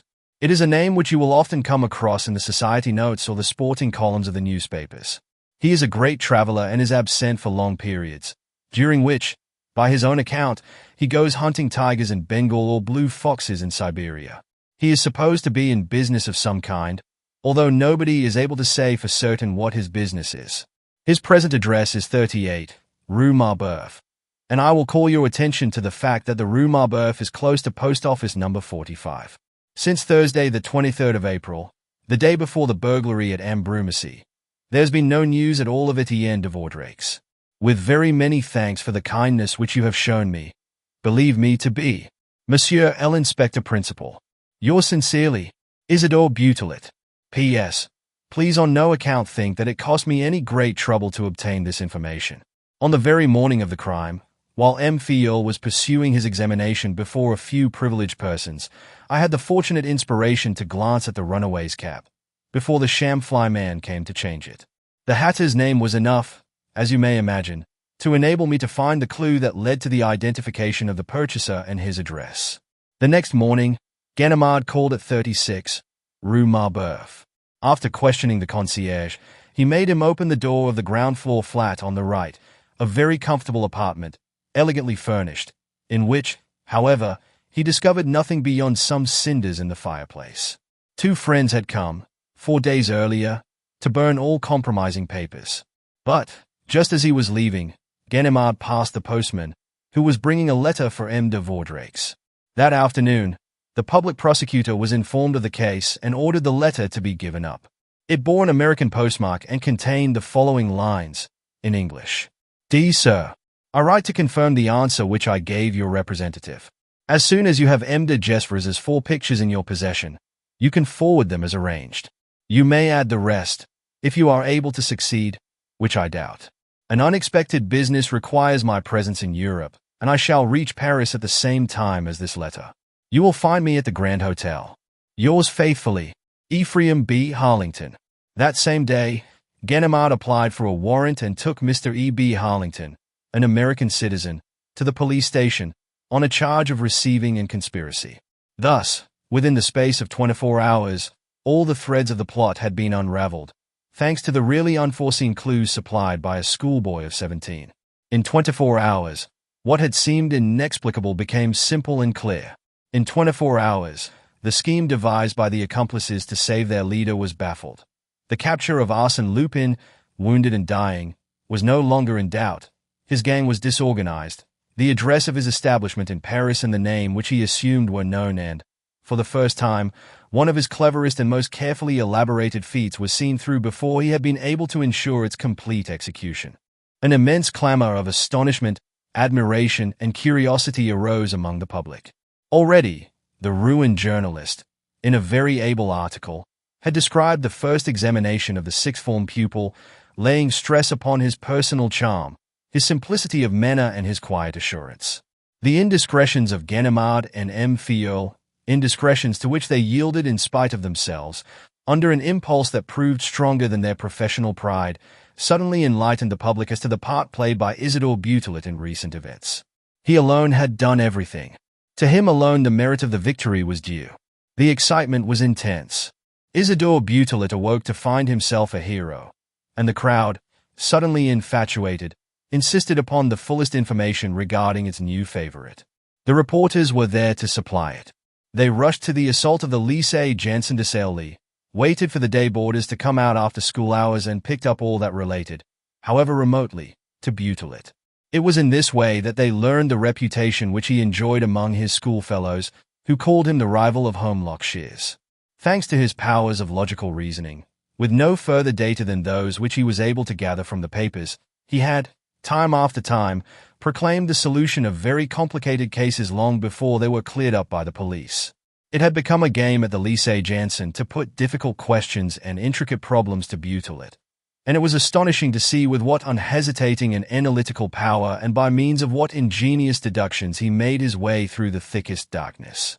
10 days before the arrest of Joris, the grocer, he showed what could be done with the famous umbrella. In the same way, he declared from the beginning, in the matter of the St. Cloud mystery, that the concierge was the only possible murderer. But most curious of all was the pamphlet which was found circulating among the boys at the school, a typewritten pamphlet signed by Butelet and manifolded to the number of 10 copies. It was entitled Arsène Lupin and His Method, showing in how far the latter is based upon tradition and in how far original, followed by a comparison between English humor and French irony. It contained a profound study of each of the exploits of Arsène Lupin, throwing the illustrious burglar's operations into extraordinary relief, showing the very mechanism of his way of setting to work, his special tactics, his letters to the press, his threats, the announcement of his thefts, in short, the whole bag of tricks which he employed to bamboozle his selected victim and throw him into such a state of mind that the victim almost offered himself to the plot contrived against him and that everything took place, as it were, with his own consent. And the work was so just, regarded as a piece of criticism, so penetrating, so lively and marked by a wit so clever and, at the same time, so cruel that the lawyers at once passed over to his side, that the sympathy of the crowd was summarily transferred from Lupin to Butelet and that, in the struggle engaged upon between the two, the schoolboy's victory was loudly proclaimed in advance. Be this as it may, both M. Filleul and the Paris public prosecutor seemed jealously to reserve the possibility of this victory for him. On the one hand, they failed to establish Mr. Harlington's identity or to furnish a definite proof of his connection with Lupin's gang. Confederate or not, he preserved an obstinate silence. Nay, more, after examining his handwriting, it was impossible to declare that he was the author of the intercepted letter. A Mr. Harlington, carrying a small portmanteau and a pocketbook stuffed with banknotes, had taken up his abode at the Grand Hotel. That was all that could be stated with certainty. On the other hand, at Deep, M. Filleul lay down on the positions which Butelet had won for him. He did not move a step forward. Around the individual whom Mademoiselle de Saint Véran had taken for Butelet, on the eve of the crime, the same mystery reigned as heretofore. The same obscurity also surrounded everything connected with the removal of the 4 Rubens pictures. What had become of them? And what road had been taken by the motor car in which they were carried off during the night? Evidence of its passing was obtained at Luneray, at Yeovil, at Yvetot and at Caudebec en Cause, where it must have crossed the Seine at daybreak in the steam ferry. But, when the matter came to be inquired into more thoroughly, it was stated that the motor car was an uncovered one and that it would have been impossible to pack 4 large pictures into it unobserved by the ferryman. It was very probably the same car. But then the question cropped up again. What had become of the 4 Rubenses? These were so many problems which M. Filleul unanswered. Every day, his subordinates searched the quadrilateral of the ruins. Almost every day, he came to direct the explorations. But between that and discovering the refuge in which Lupin lay dying, if it were true that Butelet's opinion was correct, there was a gulf fixed which the worthy magistrate did not seem likely to cross. And so it was natural that they should turn once more to Isidore Butelet, as he alone had succeeded in dispelling shadows which, in his absence, gathered thicker and more impenetrable than ever. Why did he not go on with the case? Seeing how far he had carried it, he required but an effort to succeed. The question was put to him by a member of the staff of the Grand Journal, who had obtained admission to the Lycée Janssen by assuming the name of Bernard, the friend of Butelet's father. And Isidore very sensibly replied, "My dear sir, there are other things besides Lupin in this world, other things besides stories about burglars and detectives. There is, for instance, the thing which is known as taking one's degree. Now I am going up for my examination in July. This is May, and I don't want to be plucked. What would my worthy parents say? But what would he say if you delivered Arsène Lupin into the hands of the police? Tut! There's a time for everything. In the next holidays. Whitsuntide. Yes, I shall go down on Saturday the 6th of June by the first train. And, on the evening of that Saturday, Lupin will be taken. Will you give me until the Sunday?" asked Butelet, laughing. "Why delay?" replied the journalist, quite seriously. This inexplicable confidence, born of yesterday and already so strong, was felt with regard to the young man by one and all, even though, in reality, events had justified it only up to a certain point. No matter, people believed in him. Nothing seemed difficult to him. They expected from him what they were entitled to expect at most from some phenomenon of penetration and intuition, of experience and skill. That day of the 6th of June was made to sprawl over all the papers. On the 6th of June, Isidore Butelet would take the fast train to Dieppe, and Lupin would be arrested on the same evening. Unless he escapes between this and then, objected the last remaining partisans of the adventurer. Impossible. Every outlet is watched. Unless he has succumbed to his wounds, then, said the partisans, who would have preferred their hero's death to his capture. And the retort was immediate. Nonsense. If Lupin were dead, his confederates would know it by now, and Lupin would be revenged. Butelet said so. And the 6th of June came. Half a dozen journalists were looking out for Isidore at the Gare Saint-Lazare. 2 of them wanted to accompany him on his journey. He begged them to refrain. He started alone, therefore, in a compartment to himself. He was tired, thanks to a series of nights devoted to study, and soon fell asleep. He slept heavily. In his dreams, he had an impression that the train stopped at different stations and that people got in and out. When he awoke, within sight of ruin, he was still alone. But, on the back of the opposite seat, was a large sheet of paper, fastened with a pin to the grey cloth. It bore these words: "Every man should mind his own business. Do you mind yours? If not, you must take the consequences." "Capital," he exclaimed, rubbing his hands with delight. "Things are going badly in the adversary's camp. That threat is as stupid and vulgar as the sham Flyman's. What a style! One can see that it wasn't composed by Lupin." The train threaded the tunnel that precedes the old Norman city.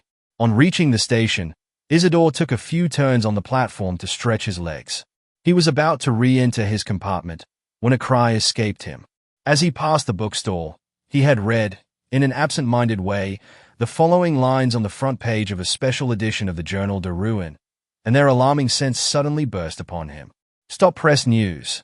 We hear by telephone from Dieppe that the Château d'Ambrumésy was broken into last night by criminals, who bound and gagged Mademoiselle de Gesvres and carried off Mademoiselle de Saint-Véran.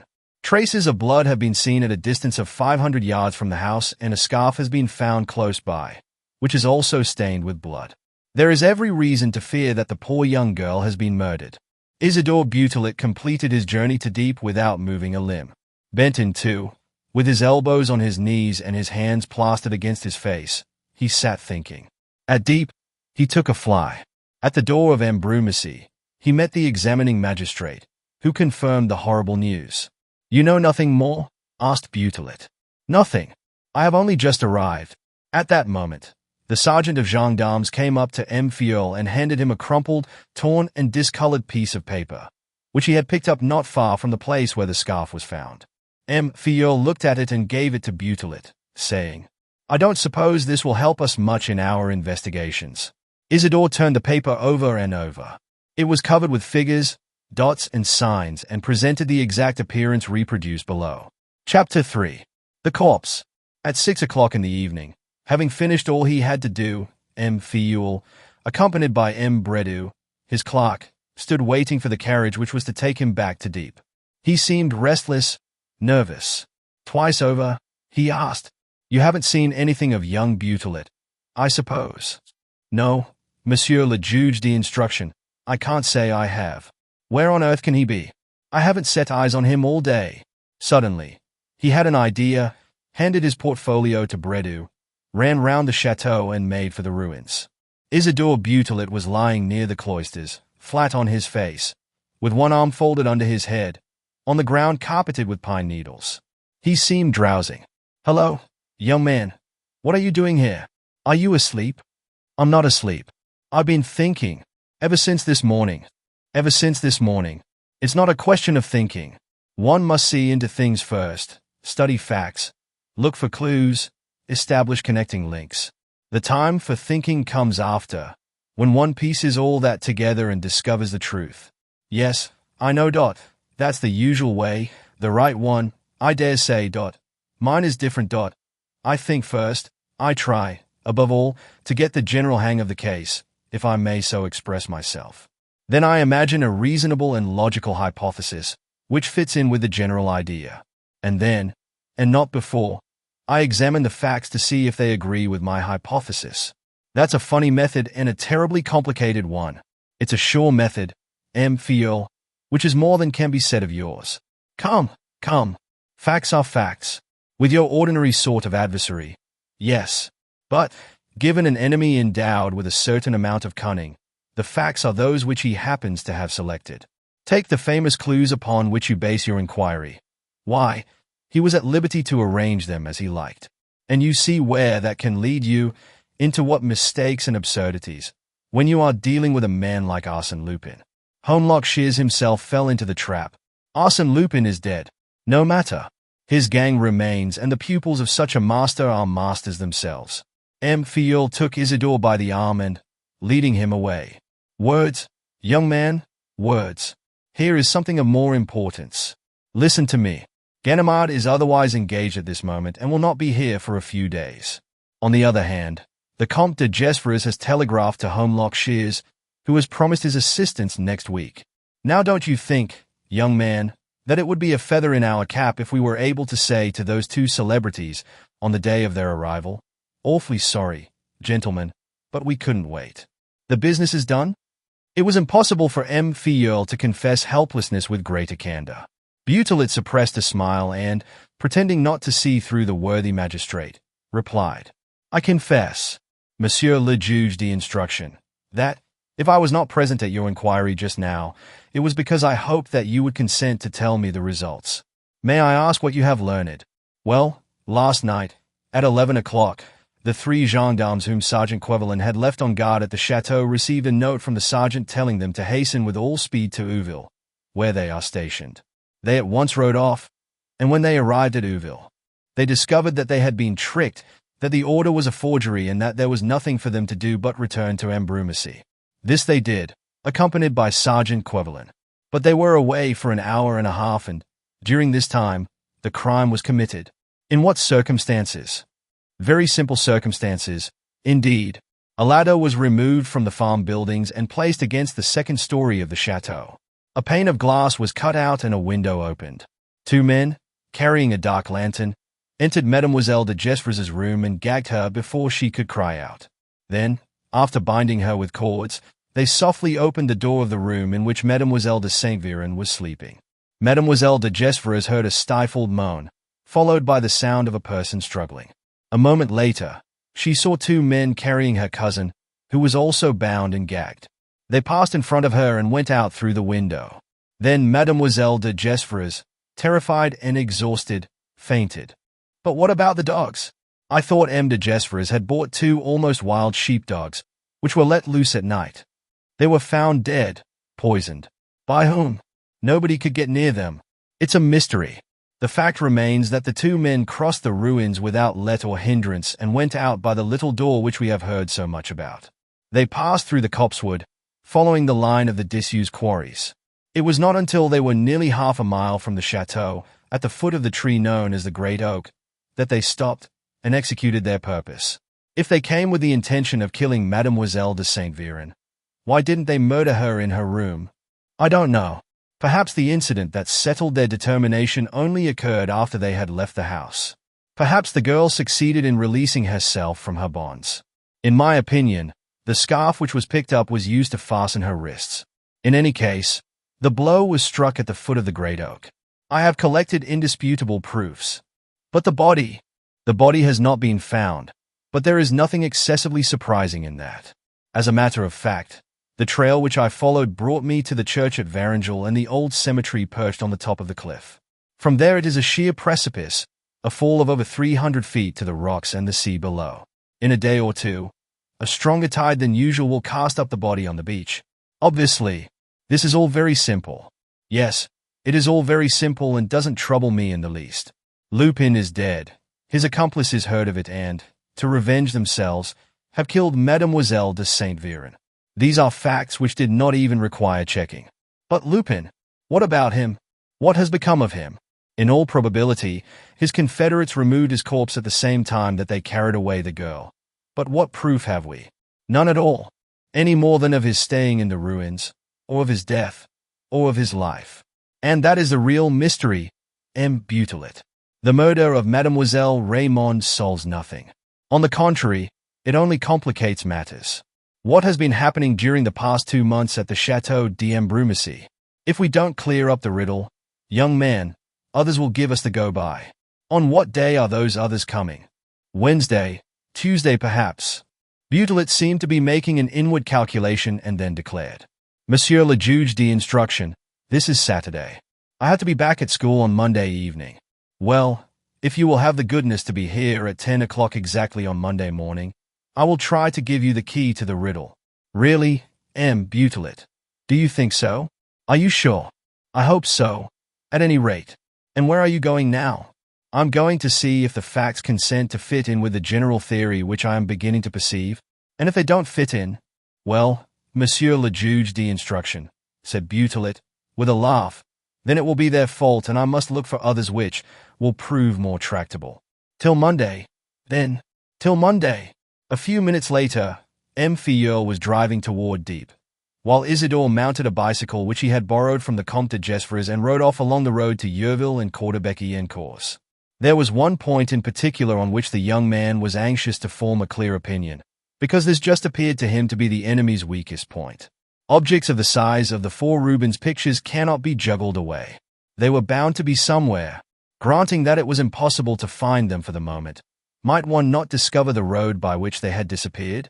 What Butelet surmised was that the 4 pictures had undoubtedly been carried off in the motor car, but that, before reaching Caudebec, they were transferred to another car, which had crossed the Seine either above Caudebec or below it. Now the first horseboat down the stream was at Quillebeuf, a greatly frequented ferry and, consequently, dangerous.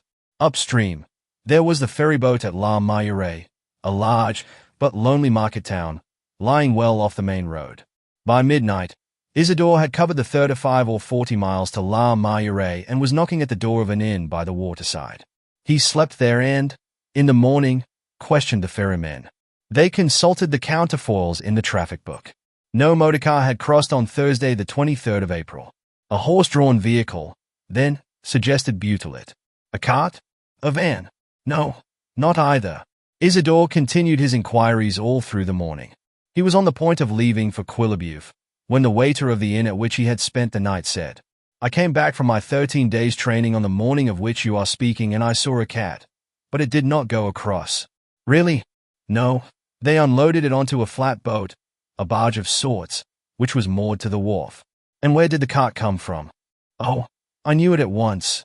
It belonged to Master Vatinel, the carter. And where does he live? At Louvetot. Butelet consulted his military map. The hamlet of Louvetot lay where the highroad between Yvetot and Caudebec was crossed by a little winding road that ran through the woods to La Meilleraie. Not until 6 o'clock in the evening did Isidore succeed in discovering Master Vatinel in a pothouse. Master Vatinel was one of those artful old Normans who are always on their guard, who distrust strangers, but who are unable to resist the lure of a gold coin or the influence of a glass or two. Well, yes, sir. The men in the motor car that morning had told me to meet them at 5 o'clock at the crossroads. They gave me 4 great, big things, as high as that. One of them went with me and we carted the things to the barge. You speak of them as if you knew them before. I should think I did know them. It was the 6th time they were employing me. Isidore gave a start.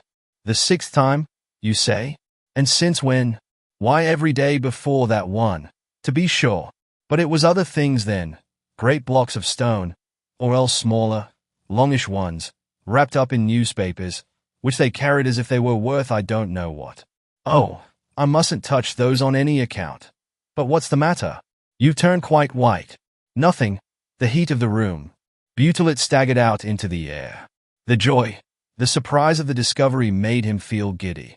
He went back very quietly to Varengel, slept in the village, spent an hour at the mayor's offices with the schoolmaster and returned to the chateau. There he found a letter awaiting him, care of M. le Comte de Gesvres. It consisted of a single line. Second warning. Hold your tongue. If not, come, he muttered. I shall have to make up my mind and take a few precautions for my personal safety. If not, as they say. It was 9 o'clock. He strolled about among the ruins and then lay down near the cloisters and closed his eyes. Well, young man, are you satisfied with the results of your campaign? It was M.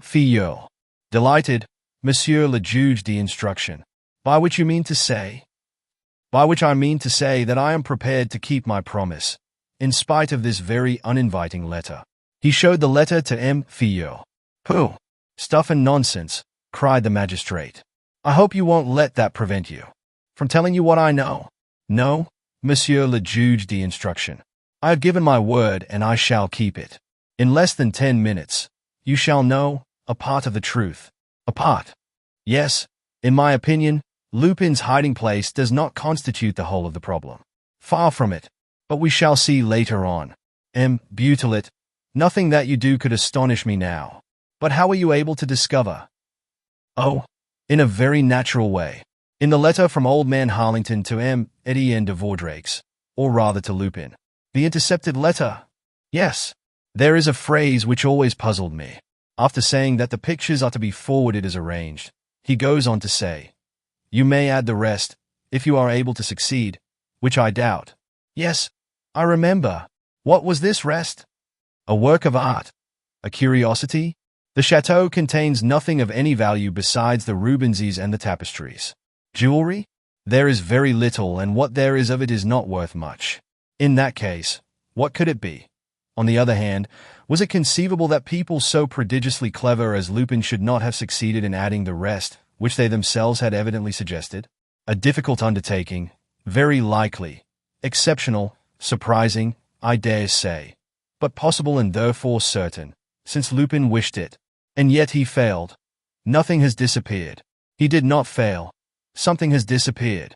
Yes, the Rubenses, but the Rubenses and something besides, something which has been replaced by a similar thing, as in the case of the Rubenses, something much more uncommon, much rarer, much more valuable than the Rubenses. Well, what? You're killing me with this procrastination. While talking, the two men had crossed the ruins, turned toward the little door, and were now walking beside the chapel. Butylate stopped. Do you really want to know, Monsieur le Juge d'instruction? Of course, I do. Butylate was carrying a walking stick, a strong, knotted stick.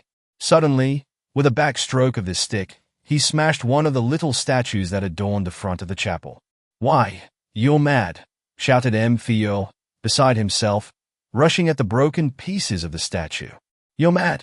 That old saint was an admirable bit of work. An admirable bit of work, echoed Isidore, giving a whirl which brought down the Virgin Mary. M. Filleul took hold of him round the body. Young man, I won't allow you to commit. A wise man of the East came toppling to the ground, followed by a manger containing the mother and child. If you stir another limb, I fire. The Comte de Gesvres had appeared upon the scene and was cocking his revolver. Butylate burst out laughing. That's right, Monsieur le Comte. Blaze away. Take a shot at them, as if you were at a fair. Wait a bit. This chap carrying his head in his hands. St. John the Baptist fell, shattered to pieces. Oh, shouted the Count, pointing his revolver. You young vandal, those masterpieces. Sham, Monsieur le Comte. What? What's that? Roared M. Filleul, wresting the Comte de Gesvres's weapon from him. Sham, repeated Butylate. Paper pulp and plaster. Oh, nonsense.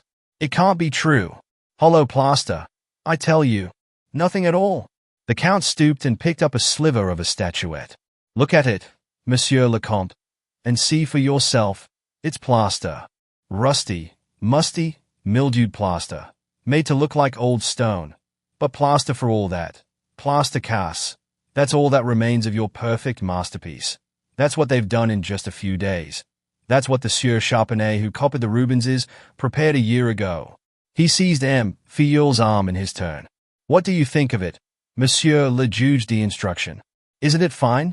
Isn't it grand? Isn't it gorgeous? The chapel has been removed. A whole Gothic chapel collected stone by stone. A whole population of statues captured and replaced by these chaps in stucco. One of the most magnificent specimens of an incomparable artistic period confiscated. The chapel, in short, stolen. Isn't it immense? Ah, Monsieur le Juge d'instruction. What a genius the man is. You're allowing yourself to be carried away, Butelet. One can't be carried away too much, monsieur, when one has to do with people like that. Everything above the average deserves our admiration. And this man soars above everything. There is in his flight a wealth of imagination, a force and power, a skill and freedom that send a thrill through me. Pity he's dead, said Filleul, with a grin. He'd have ended by stealing the towers of Notre Dame. Isidore shrugged his shoulders. Don't laugh, monsieur. He upsets you, dead though he may be. I don't say not, Butelet. I confess that I feel a certain excitement now that I am about to set eyes on him. Unless, indeed, his friends have taken away the body. And always admitting, observed the Comte de Gesvres, that it was really he who was wounded by my poor niece. It was he, beyond a doubt, Monsieur le Comte, declared Butelet. It was he, believe me, who fell in the ruins under the shot fired by Mademoiselle de Saint-Véran.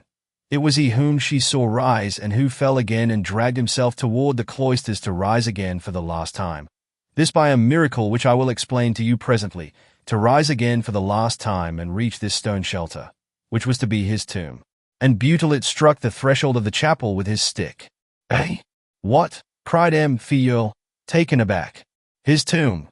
Do you think that impenetrable hiding place? It was here. There, he repeated. But we searched it. Badly. There is no hiding place here, protested de Gesvres. I know the chapel. Yes, there is, Monsieur le Comte.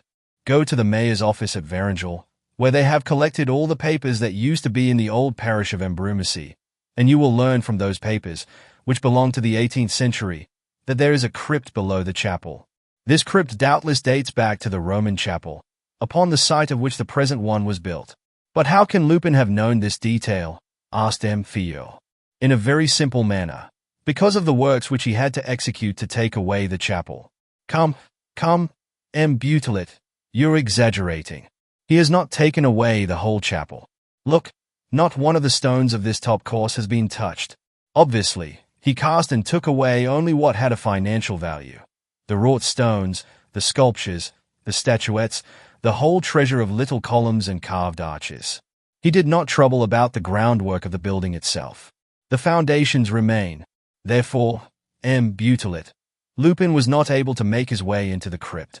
At that moment, de Gesvres, who had been to call a servant, returned with the key of the chapel. He opened the door. The three men entered. After a short examination, Butelet said, "The flagstones on the ground have been respected, as one might expect. But it is easy to perceive that the high altar is nothing more than a cast. Now, generally, the staircase leading to the crypt opens in front of the high altar and passes under it. What do you conclude?" "I conclude that Lupin discovered the crypt when working at the altar. The Count sent for a pickaxe and Butelet attacked the altar. The plaster flew to right and left. He pushed the pieces aside as he went on. By Jove, muttered Filleul, I am eager to know." "So am I," said Butelet, whose face was pale with anguish. He hurried his blows, and, suddenly, his pickaxe, which, until then, had encountered no resistance, struck against a harder material and rebounded. There was a sound of something falling in, and all that remained of the altar went tumbling into the gap after the block of stone which had been struck by the pickaxe. Butelet bent forward. A puff of cold air rose to his face. He lit a match and moved it from side to side over the gap. "The staircase begins farther forward than I expected. Under the entrance flags, almost. I can see the last steps. There, right at the bottom. Is it deep?" 3 or 4 yards. "The steps are very high, and there are some missing. It is hardly likely," said Filleul, "that the accomplices can have had time to remove the body from the cellar when they were engaged in carrying off Mademoiselle de Saint-Véran, during the short absence of the gendarmes. Besides, why should they? No, in my opinion, the body is here." A servant brought them a ladder. Butelet let it down through the opening and fixed it, after groping among the fallen fragments, holding the 2 uprights firmly. "Will you go down, Filleul?" he asked. The magistrate, holding a candle in his hand, ventured down the ladder. The Comte de Gesvres followed him, and Butelet, in his turn, placed his foot on the first rung. Mechanically, he counted 18 rungs, while his eyes examined the crypt, where the glimmer of the candle struggled against the heavy darkness. But, At the bottom, his nostrils were assailed by one of those foul and violent smells which linger in the memory for many a long day. And, suddenly, a trembling hand seized him by the shoulder. "Well, what is it?" "Be Butelet," stammered M. Filleul. "Be Beautrelet." He could not get a word out for terror. "Come, Monsieur le Juge d'instruction, compose yourself." "Butelet, he is there." "Eh? Yes, there was something under the big stone that broke off the altar. I pushed the stone, and I touched. I shall never forget. Dot. Where is it?" "On this side. Dot. Don't you notice the smell? And then look, see." He took the candle and held it towards a motionless form stretched upon the ground. "Oh!" exclaimed Butelet in a horror-stricken tone. The three men bent down quickly. The corpse lay half-naked, lean, frightful. The flesh, which had the greenish hue of soft wax, appeared in places through the torn clothes. But the most hideous thing, the thing that had drawn a cry of terror from the young man's lips, was the head which had just been crushed by the block of stone, the shapeless head, a repulsive mass in which not one feature could be distinguished. Butelet took 4 strides up the ladder and fled into the daylight and the open air. M. Filleul found him again lying flat on the ground, with his hands glued to his face. "I congratulate you, Butelet," he said. "In addition to the discovery of the hiding place, there are 2 points on which I have been able to verify the correctness of your assertions. First of all, the man on whom Mademoiselle de Saint-Véran fired was indeed Arsène Lupin, as you said from the start. Also, he lived in Paris under the name of Etienne de Vaudreix. His linen is marked with the initials E.V. That ought to be sufficient proof, I think, don't you?" Isidore did not stir. "Monsieur le Comte has gone to have a horse put to. They are sending for Dr. Jouet, who will make the usual examination. In my opinion, death must have taken place a week ago, at least. The state of decomposition of the corpse, but you don't seem to be listening." Yes. What I say is based upon absolute reasons. Thus, for instance, M. Filleul continued his demonstrations, without, however, obtaining any more manifest marks of attention. But M. de Gesvres's return interrupted his monologue. The Comte brought 2 letters. One was to tell him that Holmlock Shears would arrive next morning. "Capital!" cried M. Filleul joyfully. "Inspector Ganimard will be here too. It will be delightful." "The other letter is for you, Monsieur le Juge d'instruction," said the Comte. "Better and better," said M. Filleul, after reading it. "There will certainly not be much for those 2 gentlemen to do." M. Butelet. "I hear from deep that the body of a young woman was found by some shrimpers, this morning, on the rocks." Butelet gave a start. "What's that?" "The body of a young woman. The body is horribly mutilated, they say, and it would be impossible to establish the identity, but for a very narrow little gold curb bracelet on the right arm which has become encrusted in the swollen skin. Now Mademoiselle de Saint-Véran used to wear a gold curb bracelet on her right arm. Evidently, therefore, Monsieur le Comte, this is the body of your poor niece, which the sea must have washed to that distance. What do you think, Butelet?" Nothing, or, rather, yes, everything is connected, as you see, and there is no link missing in my argument. All the facts, one after the other, however contradictory, however disconcerting they may appear, end by supporting the supposition which I imagined from the first. I don't understand. You soon will. Remember, I promised you the whole truth. But it seems to me, a little patience, Monsieur le Juge d'instruction. So far, you have had no cause to complain of me. It is a fine day. Go for a walk, lunch at the chateau, smoke your pipe. I shall be back by 4 o'clock.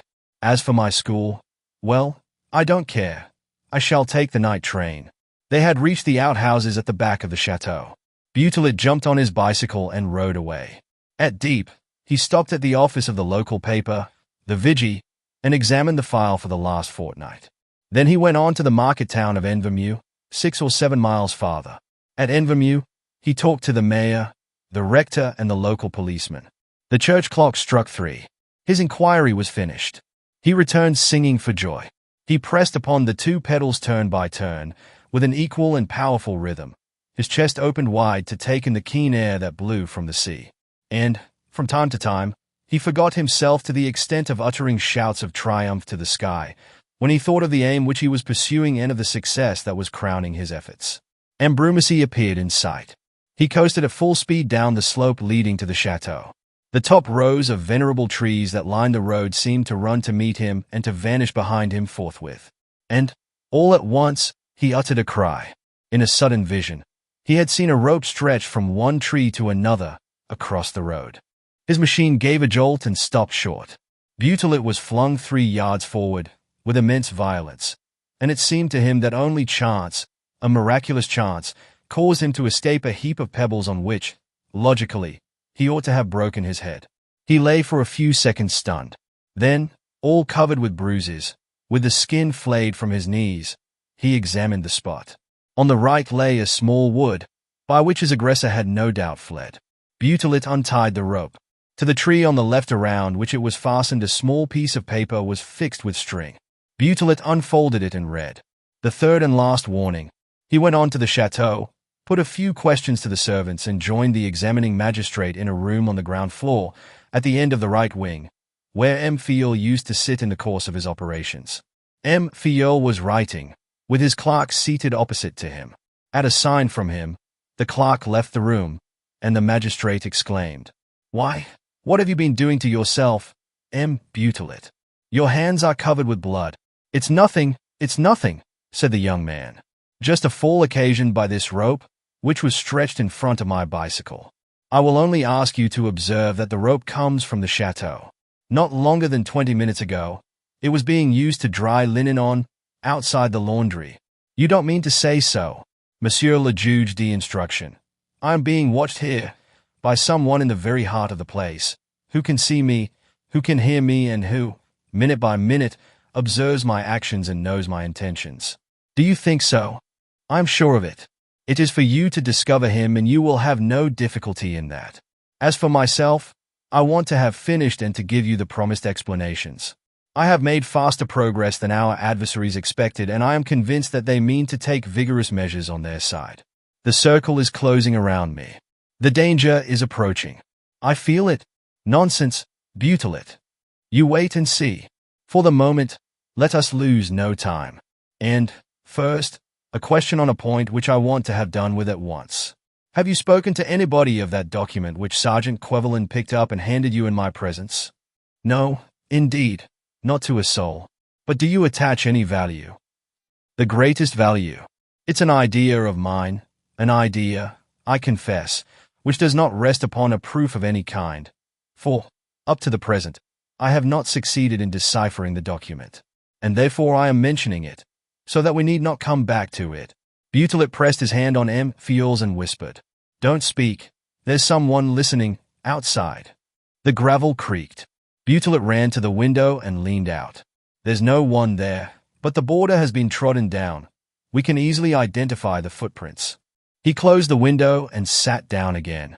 You see, Monsieur le Juge d'instruction, the enemy has even ceased to take the most ordinary precautions. He has not time left. He too feels that the hour is urgent. Let us be quick, therefore, and speak, since they do not wish us to speak. He laid the document on the table and held it in position, unfolded. One observation, Monsieur le Juge d'instruction, to begin with. The paper consists almost entirely of dots and figures, and in the first 3 lines and the 5th, the only ones with which we have to do at present, for the 4th seems to present an entirely different character. Not one of those figures is higher than the figure 5. There is, therefore, a great chance that each of these figures represents one of the 5 vowels, taken in alphabetical order. Let us put down the result. He wrote on a separate piece of paper, E, A, A, E, E, A, A, A, E, E, E, Oi, E, E, O, U, E, O, E, E, O, E, R, E, U, I, E, E, U, E. Then he continued, as you see, this does not give us much to go upon. The key is, at the same time, very easy, because the inventor has contented himself with replacing the vowels by figures and the consonants by dots, and very difficult, if not impossible, because he has taken no further trouble to complicate the problem. It is certainly pretty obscure. Let us try to throw some light upon it. The second line is divided into two parts, and the second part appears in such a way that it probably forms one word. If we now seek to replace the intermediary dots by consonants, we arrive at the conclusion, after searching and casting about, that the only consonants which are logically able to support the vowels are also logically able to produce only one word, the word demoiselles. That would refer to Mademoiselle de Gesvres and Mademoiselle de Saint-Véran. Undoubtedly. And do you see nothing more? Yes. I also note an hiatus in the middle of the last line. And, if I apply a similar operation to the beginning of the line, I at once see that the only consonant able to take the place of the dot between the diphthongs FAI and UI is the letter G, and that, when I have thus formed the first 5 letters of the word, aigue, it is natural and inevitable that, with the 2 next dots and the final E, I should arrive at the word aiguille. Yes, the word aiguille forces itself upon us. Finally, for the last word, I have 3 vowels and 3 consonants. I cast about again. I try all the letters, one after the other, and, starting with the principle that the 2 first letters are necessary consonants, I find that 3 words apply: fleuve, prouve, and croise. I eliminate the words fleuve and prouve as possessing no possible relation to a needle, and I keep the word croise, making hollow needle. By Jove! I admit that your solution is correct, because it needs must be. But how does it help us? Not at all, said Butelet, in a thoughtful tone. Not at all. For the moment. Later on, we shall see. I have an idea that a number of things are included in the puzzling conjunction of those 2 words, aiguille croise. What is troubling me at present is rather the material on which the document is written, the paper employed. Do they still manufacture this sort of rather coarse-grained parchment? And then this ivory color. And those folds, the wear of those folds, and, lastly, look, those marks of red sealing wax, on the back. At that moment Butelet was interrupted by Bredoux, the magistrate's clerk, who opened the door and announced the unexpected arrival of the chief public prosecutor. M. Filleul rose. Anything new? Is Monsieur le Procureur General downstairs? No, Monsieur le Juge d'instruction. Monsieur le Procureur General has not left his carriage. He is only passing through Ambrumésy and begs you to be good enough to go down to him at the gate. He only has a word to say to you. That's curious, muttered M. Filleul. However, we shall see. Excuse me, Butelet. I shan't be long. He went away. His footsteps sounded outside. Then the clerk closed the door, turned the key and put it in his pocket. Hello, exclaimed Butelet, greatly surprised. What are you locking us in for? We shall be able to talk so much better, retorted Bredoux. Butelet rushed toward another door, which led to the next room. He had understood. The accomplice was Bredoux, the clerk of the examining magistrate himself. Bredoux grinned. Don't hurt your fingers, my young friend. I have the key of that door, too. There's the window, cried Butelet. Too late, said Bredoux, planting himself in front of the casement, revolver in hand. Every chance of retreat was cut off. There was nothing more for Isidore to do, nothing except to defend himself against the enemy who was revealing himself with such brutal daring. He crossed his arms. Good, mumbled the clerk. And now let us waste no time. He took out his watch. Our worthy M. Filleul will walk down to the gate. At the gate, he will find nobody, of course, no more public prosecutor than my eye. Then he will come back. That gives us about 4 minutes. It will take me 1 minute to escape by this window, clear through the little door by the ruins, and jump on the motorcycle waiting for me. That leaves 3 minutes, which is just enough. Bredoux was a queer sort of misshapen creature, who balanced on a pair of very long spindle legs a huge trunk, as round as the body of a spider and furnished with immense arms. A bony face and a low, small, stubborn forehead pointed to the man's narrow obstinacy. Butelet felt a weakness in the legs and staggered. He had to sit down. Speak, he said. What do you want? The paper. I've been looking for it for 3 days. I haven't got it. You're lying. I saw you put it back in your pocketbook when I came in. Next. You must undertake to keep quite quiet. You're annoying us. Leave us alone and mind your own business. Our patience is at an end. He had come nearer, with a revolver still aimed at the young man's head, and spoke in a hollow voice, with a powerful stress on each syllable that he uttered. His eyes were hard, his smile cruel. Butelet gave a shudder. It was the first time that he was experiencing the sense of danger. And such danger. He felt himself in the presence of an implacable enemy, endowed with blind and irresistible strength. And next, he asked, with less assurance in his voice. Next? Nothing. You will be free. We will forget. There was a pause. Then Bredu resumed. There is only a minute left. You must make up your mind. Come, old chap, don't be a fool. We are the stronger, you know, always and everywhere. Quick, the paper. Isidore did not flinch. With a livid and terrified face, he remained master of himself, nevertheless, and his brain remained clear amid the breakdown of his nerves. The little black hole of the revolver was pointing at 6 inches from his eyes. The finger was bent and obviously pressing on the trigger. It only wanted a moment. The paper, repeated Bredu. If not, here it is, said Butilet. He took out his pocketbook and handed it to the clerk, who seized it eagerly. Capital. We've come to our senses. I've no doubt there's something to be done with you. You're troublesome, but full of common sense. I'll talk about it to my pals. And now I'm off. Goodbye. He pocketed his revolver and turned back the fastening of the window. There was a noise in the passage. Goodbye, he said again. I'm only just in time. But the idea stopped him. With a quick movement, he examined the pocketbook. Damn and blast it! He grated through his teeth. The paper's not there. You've done me. He leaped into the room. 2 shots rang out. Isidore, in his turn, had seized his pistol and fired. Missed, old chap, shouted Bredu. Your hands shaking. You're afraid. They caught each other round the body and came down to the floor together. There was a violent and incessant knocking at the door. Isidore's strength gave way and he was at once overcome by his adversary. It was the end. A hand was lifted over him, armed with a knife, and fell. A fierce pain burst into his shoulder. He let go. He had an impression of someone fumbling in the inside pocket of his jacket and taking the paper from it. Then, through the lowered veil of his eyelids, he half saw the man stepping over the windowsill. The same newspapers which, on the following morning, related the last episodes that had occurred at the Château d'Embrumacy, the trickery at the chapel, the discovery of Arsène Lupin's body and of Raymond's body, and, lastly, the murderous attempt made upon Butilet by the clerk to the examining magistrate, also announced 2 further pieces of news, the disappearance of Ganimard and the kidnapping of Holmlock Shears in broad daylight, in the heart of London, at the moment when he was about to take the train for Dover. Lupin's gang, therefore, which had been disorganized for a moment by the extraordinary ingenuity of a 17-year-old schoolboy, was now resuming the offensive and was winning all along the line from the first.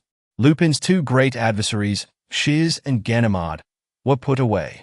Isidore Butilet was disabled. The police were powerless. For the moment there was no one left capable of struggling against such enemies. Chapter 4. Face to Face. One evening, 5 weeks later, I had given my man leave to go out. It was the day before the 14th of July. The night was hot, a storm threatened, and I felt no inclination to leave the flat.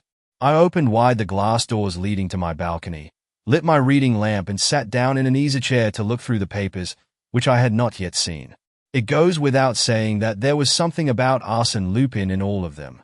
Since the attempted murder of which poor Isidore Butilet had been the victim, not a day had passed without some mention of the Embrumacy mystery. It had a permanent headline devoted to it.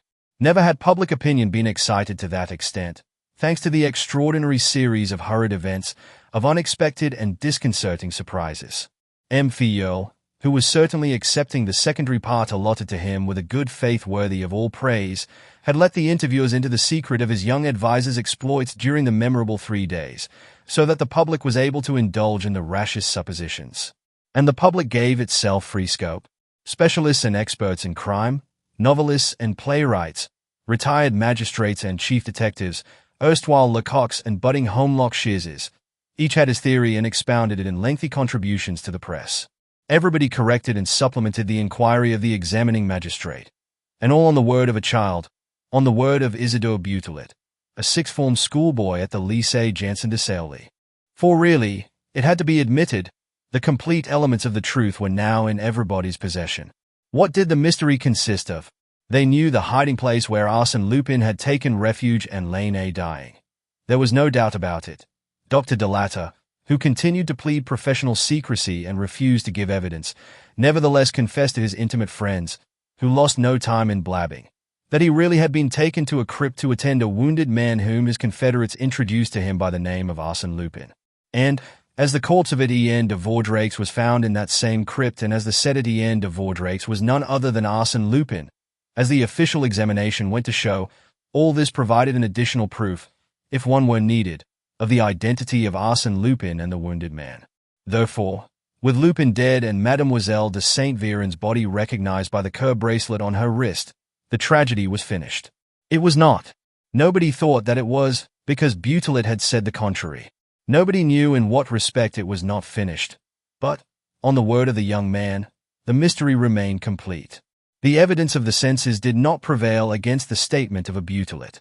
There was something which people did not know, and of that something they were convinced that he was in position to supply a triumphant explanation. It is easy, therefore, to imagine the anxiety with which, at first, people awaited the bulletins issued by the two deep doctors to whose care the Comte de Gesvres entrusted his patient, the distress that prevailed during the first few days, when his life was thought to be in danger, and the enthusiasm of the morning when the newspapers announced that there was no further cause for fear. The least details excited the crowd. People wept at the thought of Butelet nursed by his old father, who had been hurriedly summoned by telegram, and they also admired the devotion of Mademoiselle Suzanne de Gesvres, who spent night after night by the wounded lad's bedside. Next came a swift and glad convalescence. At last, the public were about to know. They would know what Butelet had promised to reveal to M. Filleul and the decisive words which the knife of the would-be assassin had prevented him from uttering. And they would also know everything, outside the tragedy itself, that remained impenetrable or inaccessible to the efforts of the police. With Butelet free and cured of his wound, one could hope for some certainty regarding Harlington, Arsène Lupin's mysterious accomplice, who was still detained at the Santé prison. One would learn what had become, after the crime, of Bredoux the clerk, that other accomplice, whose daring was really terrifying. With Butelet free, one could also form a precise idea concerning the disappearance of Ganimard and the kidnapping of Shears. How was it possible for two attempts of this kind to take place? Neither the English detectives nor their French colleagues possessed the slightest clue on the subject. On Whitsunday, Ganimard did not come home, nor on the Monday either, nor during the 5 weeks that followed. In London, on Whitmonday, Holmlock Shears took a cab at 8 o'clock in the evening to drive to the station. He had hardly stepped in, when he tried to alight, probably feeling a presentiment of danger. But two men jumped into the hansom, one on either side, flung him back on the seat and kept him there between them, or rather under them. All this happened in sight of 9 or 10 witnesses, who had no time to interfere. The cab drove off at a gallop. And, after that, nothing. Nobody knew anything. Perhaps, also, Butelet would be able to give a complete explanation of the document, the mysterious paper to which Bredoux, the magistrate's clerk, attached enough importance to recover it, with blows of the knife, from the person in whose possession it was. The problem of the hollow needle it was called, by the countless solvers of riddles who, with their eyes bent upon the figures and dots, strove to read a meaning into them. The hollow needle. What a bewildering conjunction of two simple words. What an incomprehensible question was set by that scrap of paper, whose very origin and manufacture were unknown. The hollow needle. Was it a meaningless expression, the puzzle of a schoolboy scribbling with pen and ink on the corner of a page? Or were they two magic words which could compel the whole great adventure of Lupin the Great Adventurer to assume its true significance? Nobody knew, but the public soon would know. For some days, the papers had been announcing the approaching arrival of Butelet. The struggle was on the point of recommencing, and, this time, it would be implacable on the part of the young man, who was burning to take his revenge. And, as it happened, my attention, just then, was drawn to his name, printed in capitals. The Grand Journal headed its front page with the following paragraph. We have persuaded M. Isidore Butelet to give us the first right of printing his revelations. Tomorrow, Tuesday, before the police themselves are informed, the Grand Journal will publish the whole truth of the M. Brumacy mystery. That's interesting, eh? What do you think of it, my dear chap? I started from my chair. There was someone sitting beside me, someone I did not know. I cast my eyes round for a weapon. As my visitor's attitude appeared quite inoffensive, I restrained myself and went up to him. He was a young man with strongly marked features, long, fair hair, and a short, tawny beard, divided into 2 points. His dress suggested the dark clothes of an English clergyman, and his whole person, for that matter, wore an air of austerity and gravity that inspired respect. "Who are you?" I asked, and, as he did not reply, I repeated, "Who are you? How did you get in? What are you here for?" He looked at me and said, "Don't you know me?" "No, no." "Oh, that's really curious. Just search your memory. One of your friends, a friend of a rather special kind. However," I caught him smartly by the arm. "You lie. You lie. No, you're not the man you say you are. It's not true." "Then why are you thinking of that man rather than another?" he asked, with a laugh. Oh, that laugh. That bright and clear young laugh, whose amusing irony had so often contributed to my diversion. I shivered. Could it be? "No, no," I protested, with a sort of terror. "It cannot be. It can't be I, because I'm dead." "Eh?" he retorted. "And because you don't believe in ghosts." He laughed again. "Am I the sort of man who dies? Do you think I would die like that, shot in the back by a girl? Really, you misjudge me. As though I would ever consent to such a death as that." "So it is you," I stammered, still incredulous and yet greatly excited. "So it is you. I can't manage to recognize you." "In that case," he said, gaily, "I am quite easy. If the only man to whom I have shown myself in my real aspect fails to know me today, then everybody who will see me henceforth as I am today is bound not to know me either, when he sees me in my real aspect. If, indeed, I have a real aspect." I recognized his voice, now that he was no longer changing its tone, and I recognized his eyes also and the expression of his face and his whole attitude and his very being through the counterfeit appearance in which he had shrouded it. "Arsène Lupin," I muttered. "Yes, Arsène Lupin," he cried, rising from his chair. "The one and only Arsène Lupin, returned from the realms of darkness, since it appears that I expired and passed away in a crypt. Arsène Lupin, alive and kicking, in the full exercise of his will, happy and free and more than ever resolved to enjoy that happy freedom in a world where hitherto he has received nothing but favors and privileges." It was my turn to laugh. "Well, it's certainly you, and livelier this time than on the day when I had the pleasure of seeing you. Last year. I congratulate you." I was alluding to his last visit. The visit following on the famous adventure of the diadem. 1. His interrupted marriage, his flight with Sonia Kirchhoff, and the Russian girl's horrible death. On that day, I had seen an Arsène Lupin whom I did not know, weak, downhearted, with eyes tired with weeping, seeking for a little sympathy and affection. 1. Arsène Lupin, play in 3 acts and 4 scenes, by Maurice Leblanc and Francis de Croisset. "Be quiet," he said. "The past is far away." "It was a year ago," I observed. "It was 10 years ago," he declared. "Arsène Lupin's years count for 10 times as much as another man's." I did not insist and, changing the conversation. "How did you get in?" "Why, how do you think? Through the door, of course." Then, as I saw nobody, I walked across the drawing room and out by the balcony. "And here I am." "Yes, but the key of the door?" "There are no doors for me, as you know. I wanted your flat and I came in. It is at your disposal. Am I to leave you?" "Oh, not at all. You won't be in the way. In fact, I can promise you an interesting evening. Are you expecting someone?" "Yes. I have given him an appointment here at 10 o'clock. He took out his watch. It is 10 now. If the telegram reached him, he ought to be here soon." The front door bell rang. "What did I tell you?" "No, don't trouble to get up. I'll go." With whom on earth could he have made an appointment? And what sort of scene was I about to assist at? Dramatic or comic? For Lupin himself to consider it worthy of interest, the situation must be somewhat exceptional. He returned in a moment and stood back to make way for a young man, tall and thin and very pale in the face. Without a word and with a certain solemnity about his movements that made me feel ill at ease, Lupin switched on all the electric lamps, one after the other, till the room was flooded with light. Then the 2 men looked at each other, exchanged profound and penetrating glances, as if, with all the effort of their gleaming eyes, they were trying to pierce into each other's souls. It was an impressive sight to see them thus, grave and silent. But who could the newcomer be? I was on the point of guessing the truth, through his resemblance to a photograph which had recently appeared in the papers, when Lupin turned to me. "My dear chap, let me introduce M. Isidore Butelet." And, addressing the young man, he continued, "I have to thank you, M. Butelet, first, for being good enough, on receipt of a letter from me, to postpone your revelations until after this interview, and, secondly, for granting me this interview with so good a grace." Butelet smiled. "Allow me to remark that my good grace consists, above all, in obeying your orders. The threat which you made to me in the letter in question was the more peremptory in being aimed not at me, but at my father."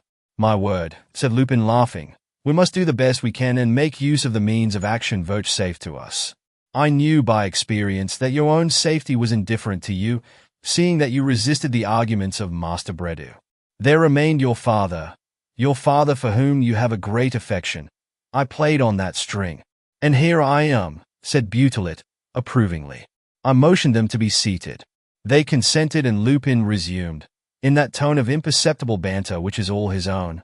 "In any case, M. Butelet, if you will not accept my thanks, you will at least not refuse my apologies." "Apologies? Bless my soul, what for?" "For the brutality which Master Bredoux showed you." I confess that the act surprised me. It was not Lupin's usual way of behaving. A stab? I assure you I had no hand in it. Bredoux is a new recruit. My friends, during the time that they had the management of our affairs, thought that it might be useful to win over to our cause the clerk of the magistrate himself who was conducting the inquiry. Your friends were right. Bredoux, who was specially attached to your person, was, in fact, most valuable to us. But, with the ardor peculiar to any neophyte who wishes to distinguish himself, he pushed his zeal too far and thwarted my plans by permitting himself, on his own initiative, to strike you a blow. Oh, it was a little accident. Not at all. Not at all. And I have reprimanded him severely. I am bound, however, to say in his favor that he was taken unawares by the really unexpected rapidity of your investigation. If you had only left us a few hours longer, you would have escaped that unpardonable attempt, and I should doubtless have enjoyed the enormous advantage of undergoing the same fate as M. Ganimard and Mr. Holmlock Shears. Exactly, said Lupin, laughing heartily, and I should not have known the cruel terrors which your wound caused me. I have had an atrocious time because of it, believe me, and, at this moment, your pallor fills me with all the stings of remorse. Can you ever forgive me? The proof of confidence which you have shown me in delivering yourself unconditionally into my hands, it would have been so easy for me to bring a few of Ganimard's friends with me. That proof of confidence wipes out everything. Was he speaking seriously? I confess frankly that I was greatly perplexed. The struggle between the two men was beginning in a manner which I was simply unable to understand. I had been present at the first meeting between Lupin and Holmlock Shears, in the café near the Gare Montparnasse, and I could not help recalling the haughty carriage of the two combatants, the terrific clash of their pride under the politeness of their manners, the hard blows which they dealt each other, their feints, their arrogance. Arsène Lupin versus Holmlock Shears, by Maurice Leblanc. Here, it was quite different. Lupin, it is true, had not changed. He exhibited the same tactics, the same crafty affability. But what a strange adversary he had come upon. Was it even an adversary? Really, he had neither the tone of one nor the appearance. Very calm, but with a real calmness, not one assumed to cloak the passion of a man endeavoring to restrain himself. Very polite, but without exaggeration. Smiling, but without chaff. He presented the most perfect contrast to Arsène Lupin, a contrast so perfect even that, to my mind, Lupin appeared as much perplexed as myself. No, there was no doubt about it. In the presence of that frail stripling, with cheeks smooth as a girl's and candid and charming eyes, Lupin was losing his ordinary self-assurance. Several times over, I observed traces of embarrassment in him. He hesitated, did not attack frankly, wasted time in mawkish and affected phrases. It also looked as though he wanted something. He seemed to be seeking, waiting. What for? Some aid? There was a fresh ring of the bell. He himself ran and opened the door. He returned with a letter. "Will you allow me, gentlemen?" he asked. He opened the letter. It contained a telegram. He read it, and became as though transformed.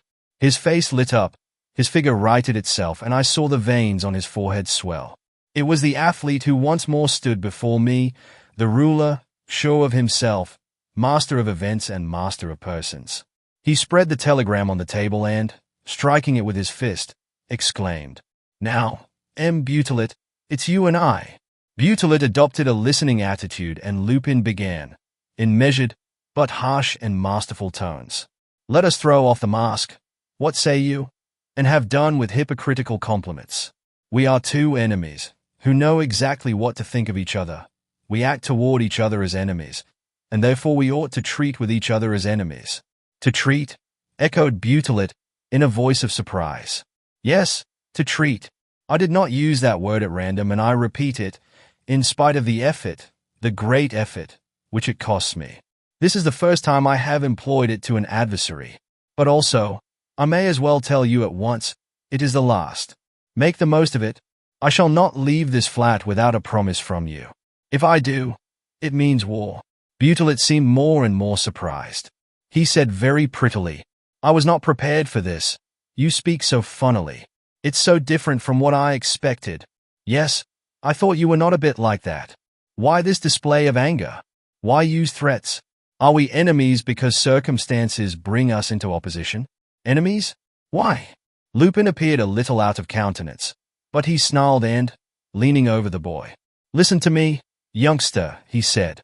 "It's not a question of picking one's words. It's a question of a fact, a positive, indisputable fact.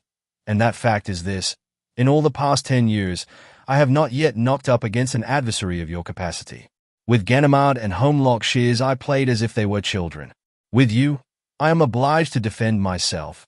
I will say more, to retreat. Yes, at this moment, you and I well know that I must look upon myself as worsted in the fight. Isidore Butelet has got the better of Arsène Lupin. My plans are upset.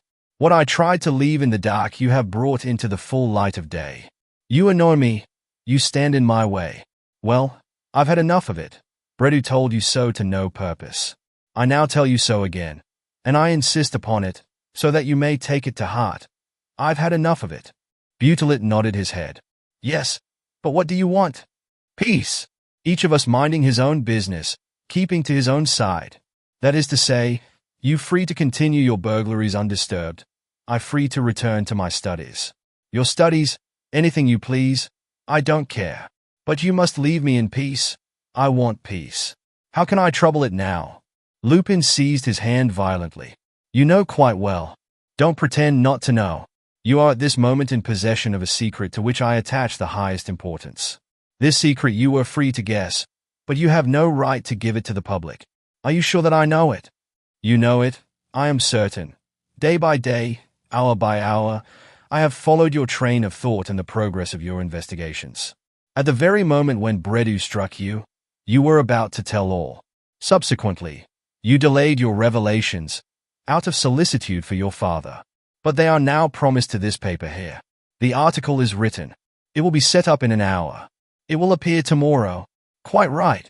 Lupin rose, and slashing the air with his hand. "It shall not appear," he cried. "It shall appear," said Butelet, starting up in his turn. At last, the two men were standing up to each other. I received the impression of a shock, as if they had seized each other round the body. Butelet seemed to burn with a sudden energy.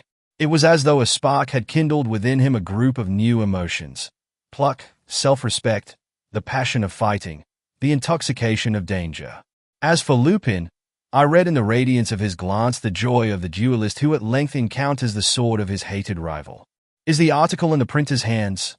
"Not yet. Have you it there?" "On you." "No fear. I shouldn't have it by now. In that case, then, one of the assistant editors has it, in a sealed envelope. If I am not at the office by midnight, he will have set it up." "Oh, the scoundrel," muttered Lupin. "He has provided for everything." His anger was increasing, visibly and frightfully.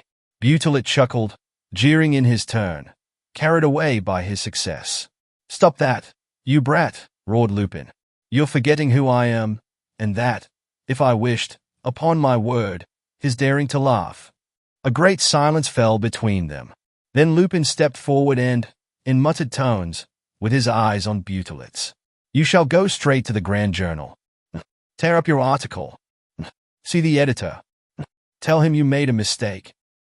And write him another article, in which you will give the official version of the Ambrumacy mystery, the one which everyone has accepted."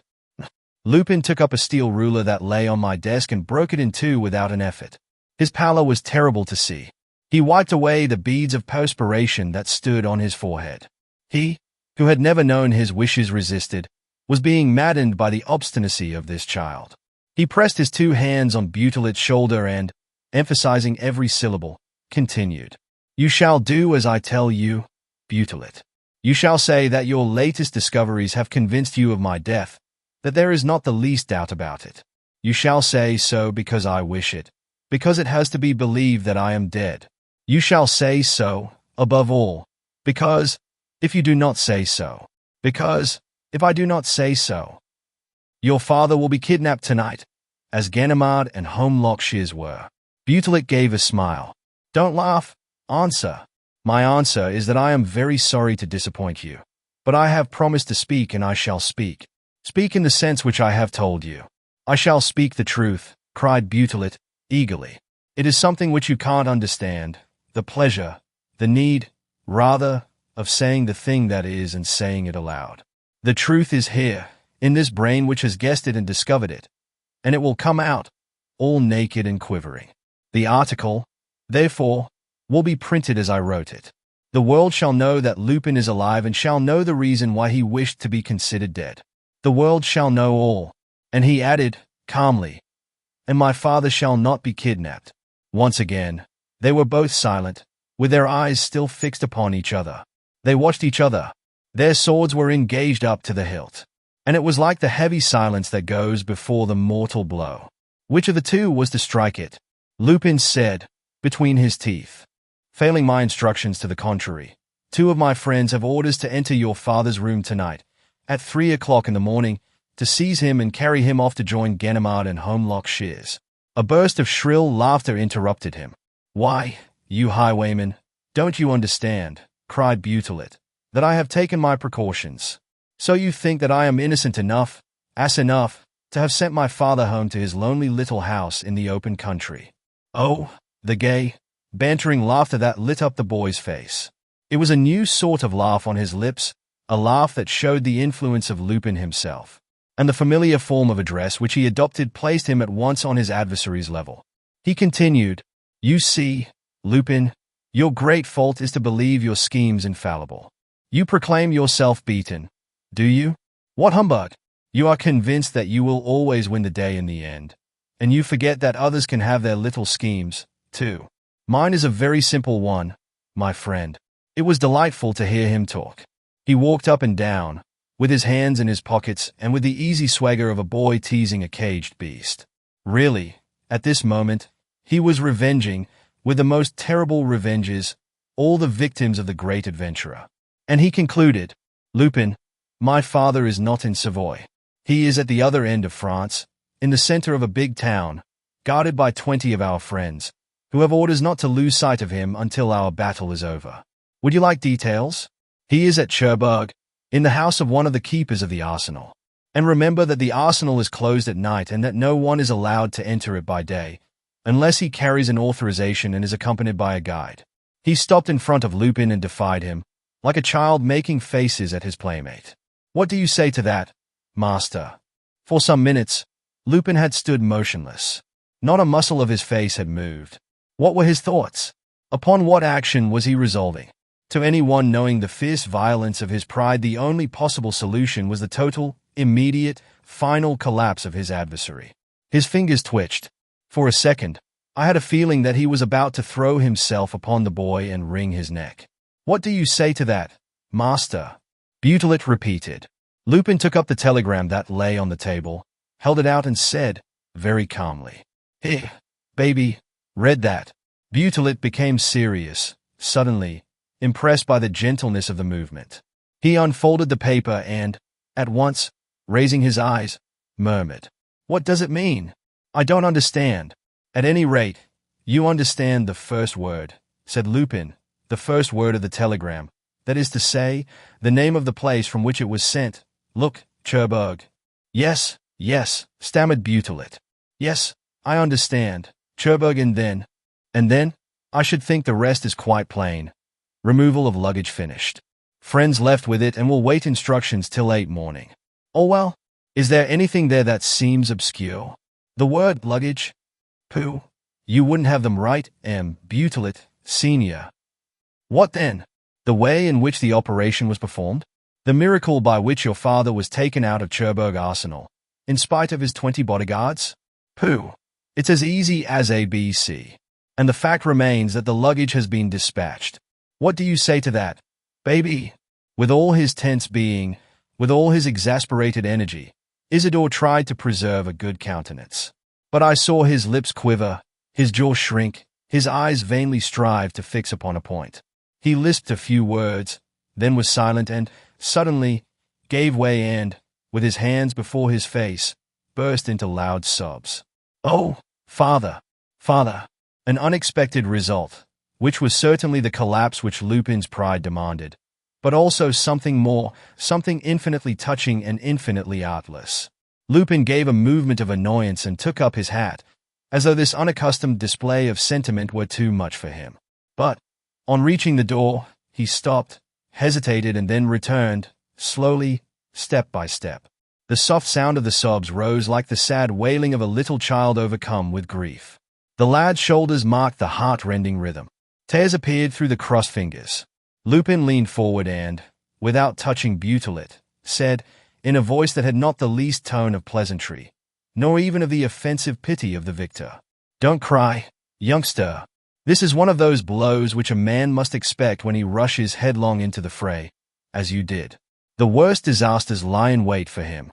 The destiny of fighters will have it so. We must suffer it as bravely as we can." Then, with a sort of gentleness, he continued, "You were right. You see, we are not enemies. I have known it for long. From the very first, I felt for you, for the intelligent creature that you are, an involuntary sympathy and admiration. And that is why I wanted to say this to you. Don't be offended. Whatever you do, I should be extremely sorry to offend you. But I must say it. Well, give up struggling against me. I am not saying this out of vanity, nor because I despise you. But, you see, the struggle is too unequal. You do not know, nobody knows all the resources which I have at my command. Look here, this secret of the hollow needle which you are trying so vainly to unravel. Suppose, for a moment, that it is a formidable, inexhaustible treasure, or else an invisible, prodigious, fantastic refuge, or both perhaps. Think of the superhuman power which I must derive from it. And you do not know, either, all the resources which I have within myself, all that my will and my imagination enable me to undertake and to undertake successfully. Only think that my whole life, ever since I was born, I might almost say, has tended toward the same aim, that I worked like a convict before becoming what I am and to realize, in its perfection, the type which I wish to create, which I have succeeded in creating. That being so, what can you do? At that very moment when you think that victory lies within your grasp, it will escape you. There will be something of which you have not thought, a trifle, a grain of sand which I shall have put in the right place, unknown to you. I entreat you, give up. I should be obliged to hurt you, and the thought distresses me." And, placing his hand on the boy's forehead, he repeated, once more, "Youngster, give up. I should only hurt you. Who knows if the trap into which you will inevitably fall has not already opened under your footsteps?" Butelet uncovered his face. He was no longer crying. Had he heard Lupin's words? One might have doubted it, judging by his inattentive air.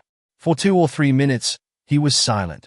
He seemed to weigh the decision which he was about to take, to examine the reasons for and against, to count up the favorable and unfavorable chances. At last, he said to Lupin, "If I change the sense of the article, if I confirm the version of your death, and if I undertake never to contradict the false version which I shall have sanctioned, do you swear that my father will be free?" "I swear it. My friends have taken your father by motor car to another provincial town. At 7 o'clock tomorrow morning. If the article in the Grand Journal is what I want it to be, I shall telephone to them and they will restore your father to liberty." "Very well," said Butelet. I submit to your conditions. Quickly, as though he saw no object in prolonging the conversation after accepting his defeat, he rose, took his hat, bowed to me, bowed to Lupin and went out. Lupin watched him go, listened to the sound of the door closing and muttered, "Poor little beggar." At 8 o'clock the next morning, I sent my man out to buy the Grand Journal. It was 20 minutes before he brought me a copy, most of the kiosks being already sold out. I unfolded the paper with feverish hands. Butelet's article appeared on the front page.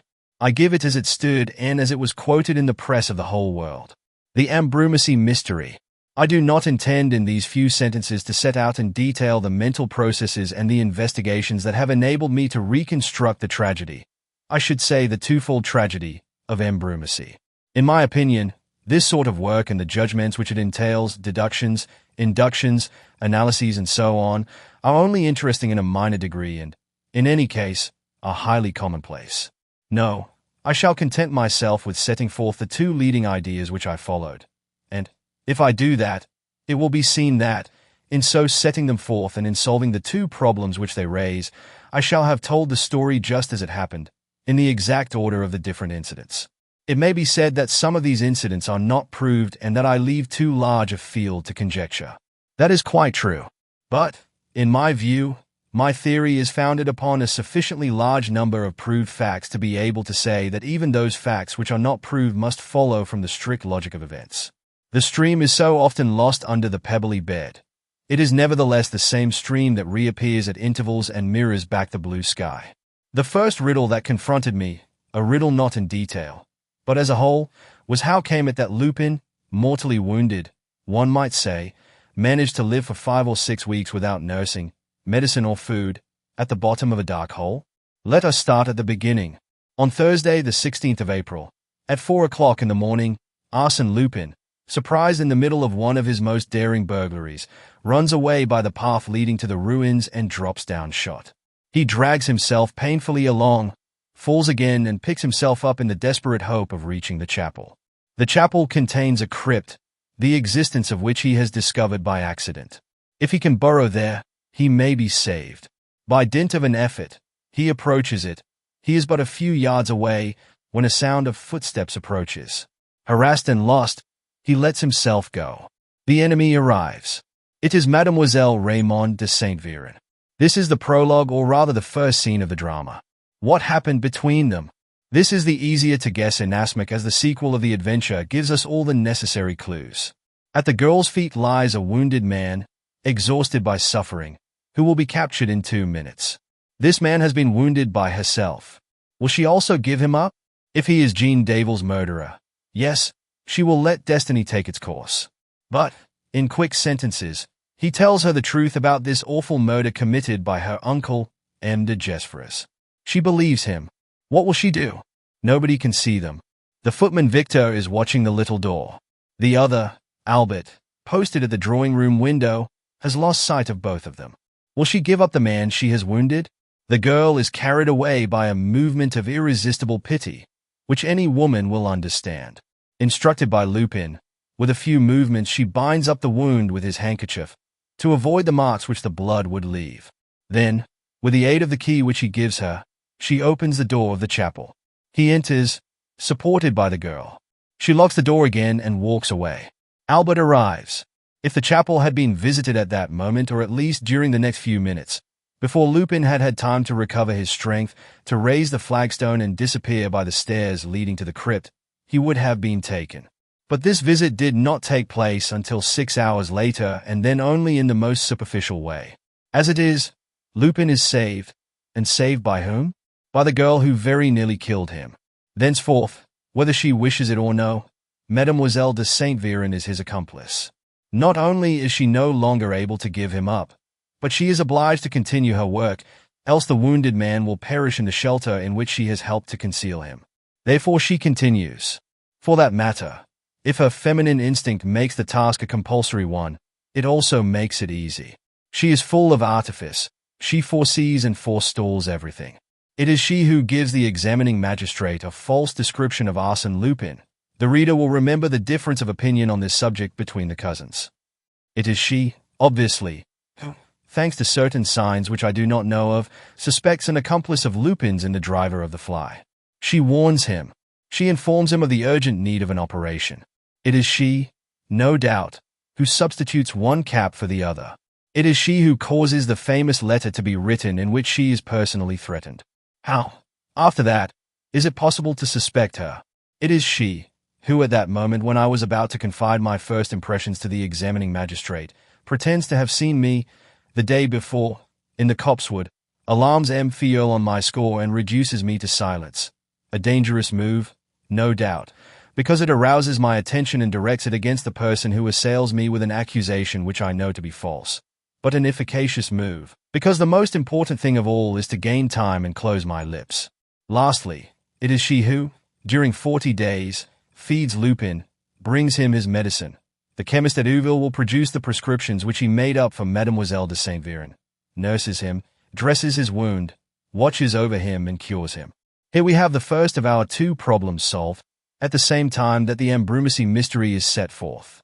Arsène Lupin found, close at hand, in the chateau itself, the assistance which was indispensable to him in order, first, not to be discovered and, secondly, to live. He now lives. And we come to the second problem, corresponding with the second Ambrumésy mystery, the study of which served me as a conducting medium. Why does Lupin, alive, free, at the head of his gang, omnipotent as before, why does Lupin make desperate efforts with which I am constantly coming into collision, to force the idea of his death upon the police and the public? We must remember that Mademoiselle de Saint Véran was a very pretty girl. The photographs reproduced in the papers after her disappearance give but an imperfect notion of her beauty. That follows which was bound to follow. Lupin, seeing this lovely girl daily for 5 or 6 weeks, longing for her presence when she is not there, subjected to her charm and grace when she is there, inhaling the cool perfume of her breath when she bends over him, Lupin becomes enamored of his nurse. Gratitude turns to love, admiration to passion. She is his salvation. But she is also the joy of his eyes, the dream of his lonely hours, his light, his hope, his very life. He respects her sufficiently not to take advantage of the girl's devotion and not to make use of her to direct his confederates. There is, in fact, a certain lack of decision apparent in the acts of the gang. But he loves her also, his scruples weaken and, as Mademoiselle de Saint Véran refuses to be touched by a love that offends her, as she relaxes her visits when they become less necessary, as she ceases them entirely on the day when he is cured, desperate, maddened by grief, he takes a terrible resolve. He leaves his lair, prepares his stroke and, on Saturday the 6th of June, assisted by his accomplices, he carries off the girl. This is not all. The abduction must not be known. All search, all surmises, all hope, even, must be cut short. Mademoiselle de Saint Véran must pass for dead. There is a mock murder. Proofs are supplied for the police inquiries. There is doubt about the crime. A crime, for that matter, not unexpected, a crime foretold by the accomplices, a crime perpetrated to revenge the chief's death. And, through this very fact, observe the marvelous ingenuity of the conception. Through this very fact, the belief in this death is, so to speak, stimulated. It is not enough to suggest a belief. It is necessary to compel a certainty. Lupin foresees my interference. I am sure to guess the trickery of the chapel. I am sure to discover the crypt. And, as the crypt will be empty, the whole scaffolding will come to the ground. The crypt shall not be empty. In the same way, the death of Mademoiselle de Saint Véran will not be definite, unless the sea gives up her corpse. The sea shall give up the corpse of Mademoiselle de Saint Véran. The difficulty is tremendous. The double obstacle seems insurmountable. Yes, to anyone but Lupin, but not to Lupin. As he had foreseen, I guess the trickery of the chapel, I discover the crypt and I go down into the lair where Lupin has taken refuge. His corpse is there. Any person who had admitted the death of Lupin as possible would have been baffled. But I had not admitted this eventuality for an instant, first, by intuition and, secondly, by reasoning. Pretense thereupon became useless and every scheme vain. I said to myself at once that the block of stone disturbed by the pickaxe had been placed there with a very curious exactness, that the least knock was bound to make it fall and that, In falling, it must inevitably reduce the head of the false Arsène Lupin to pulp, in such a way as to make it utterly irrecognizable. Another discovery. Half an hour later, I hear that the body of Mademoiselle de Saint-Véran has been found on the rocks at Deep, or rather a body which is considered to be Mademoiselle de Saint-Véran's, for the reason that the arm has a bracelet similar to one of that young lady's bracelets. This, however, is the only mark of identity, for the corpse is irrecognizable. Thereupon I remember and I understand. A few days earlier, I happened to read in a number of the Vigie de Deep that a young American couple staying at Envermeu had committed suicide by taking poison and that their bodies had disappeared on the very night of the death. I hastened to Envermeu. The story is true, I am told, except in so far as concerns the disappearance, because the brothers of the victims came to claim the corpses and took them away after the usual formalities. The name of these brothers, no doubt, was Arsène Lupin and Company. Consequently, the thing is proved. We know why Lupin shammed the murder of the girl and spread the rumor of his own death. He is in love and does not wish it known. And, to reach his ends, he shrinks from nothing. He even undertakes that incredible theft of the two corpses which he needs in order to impersonate himself and Mademoiselle de Saint-Véran. In this way, he will be at ease. No one can disturb him. No one will ever suspect the truth which he wishes to suppress. No one? Yes, 3 adversaries, at the most, might conceive doubts. Ganimard, whose arrival is hourly expected, Holmlock Shears, who is about to cross the channel, and I, who am on the spot. This constitutes a threefold danger. He removes it. He kidnaps Ganimard. He kidnaps Holmlock Shears. He has me stabbed by Bredoux. One point alone remains obscure. Why was Lupin so fiercely bent upon snatching the document about the Hollow Needle from me? He surely did not imagine that, by taking it away, he could wipe out from my memory the text of the 5 lines of which it consists. Then why? Did he fear that the character of the paper itself, or some other clue, could give me a hint? Be that as it may, this is the truth of the M. Brumacy mystery. I repeat that conjecture plays a certain part in the explanation which I offer, even as it played a great part in my personal investigation. But, if one waited for proofs and facts to fight Lupin, one would run a great risk either of waiting forever or else of discovering proofs and facts carefully prepared by Lupin, which would lead in a direction immediately opposite to the object in view. I feel confident that the facts, when they are known, will confirm my surmise in every respect. So Isidore Butelet, mastered for a moment by Arsène Lupin, distressed by the abduction of his father and resigned to defeat, Isidore Butelet, in the end, was unable to persuade himself to keep silence. The truth was too beautiful and too curious. The proofs which he was able to produce were too logical and too conclusive for him to consent to misrepresent it. The whole world was waiting for his revelations. He spoke. On the evening of the day on which his article appeared, the newspapers announced the kidnapping of M. Butelet, Sr. Isidore was informed of it by a telegram from Cherbourg, which reached him at 3 o'clock. Chapter 5. On the track. Young Butelet was stunned by the violence of the blow. As a matter of fact, although, in publishing his article, he had obeyed one of those irresistible impulses which make a man despise every consideration of prudence, he had never really believed in the possibility of an abduction. His precautions had been too thorough.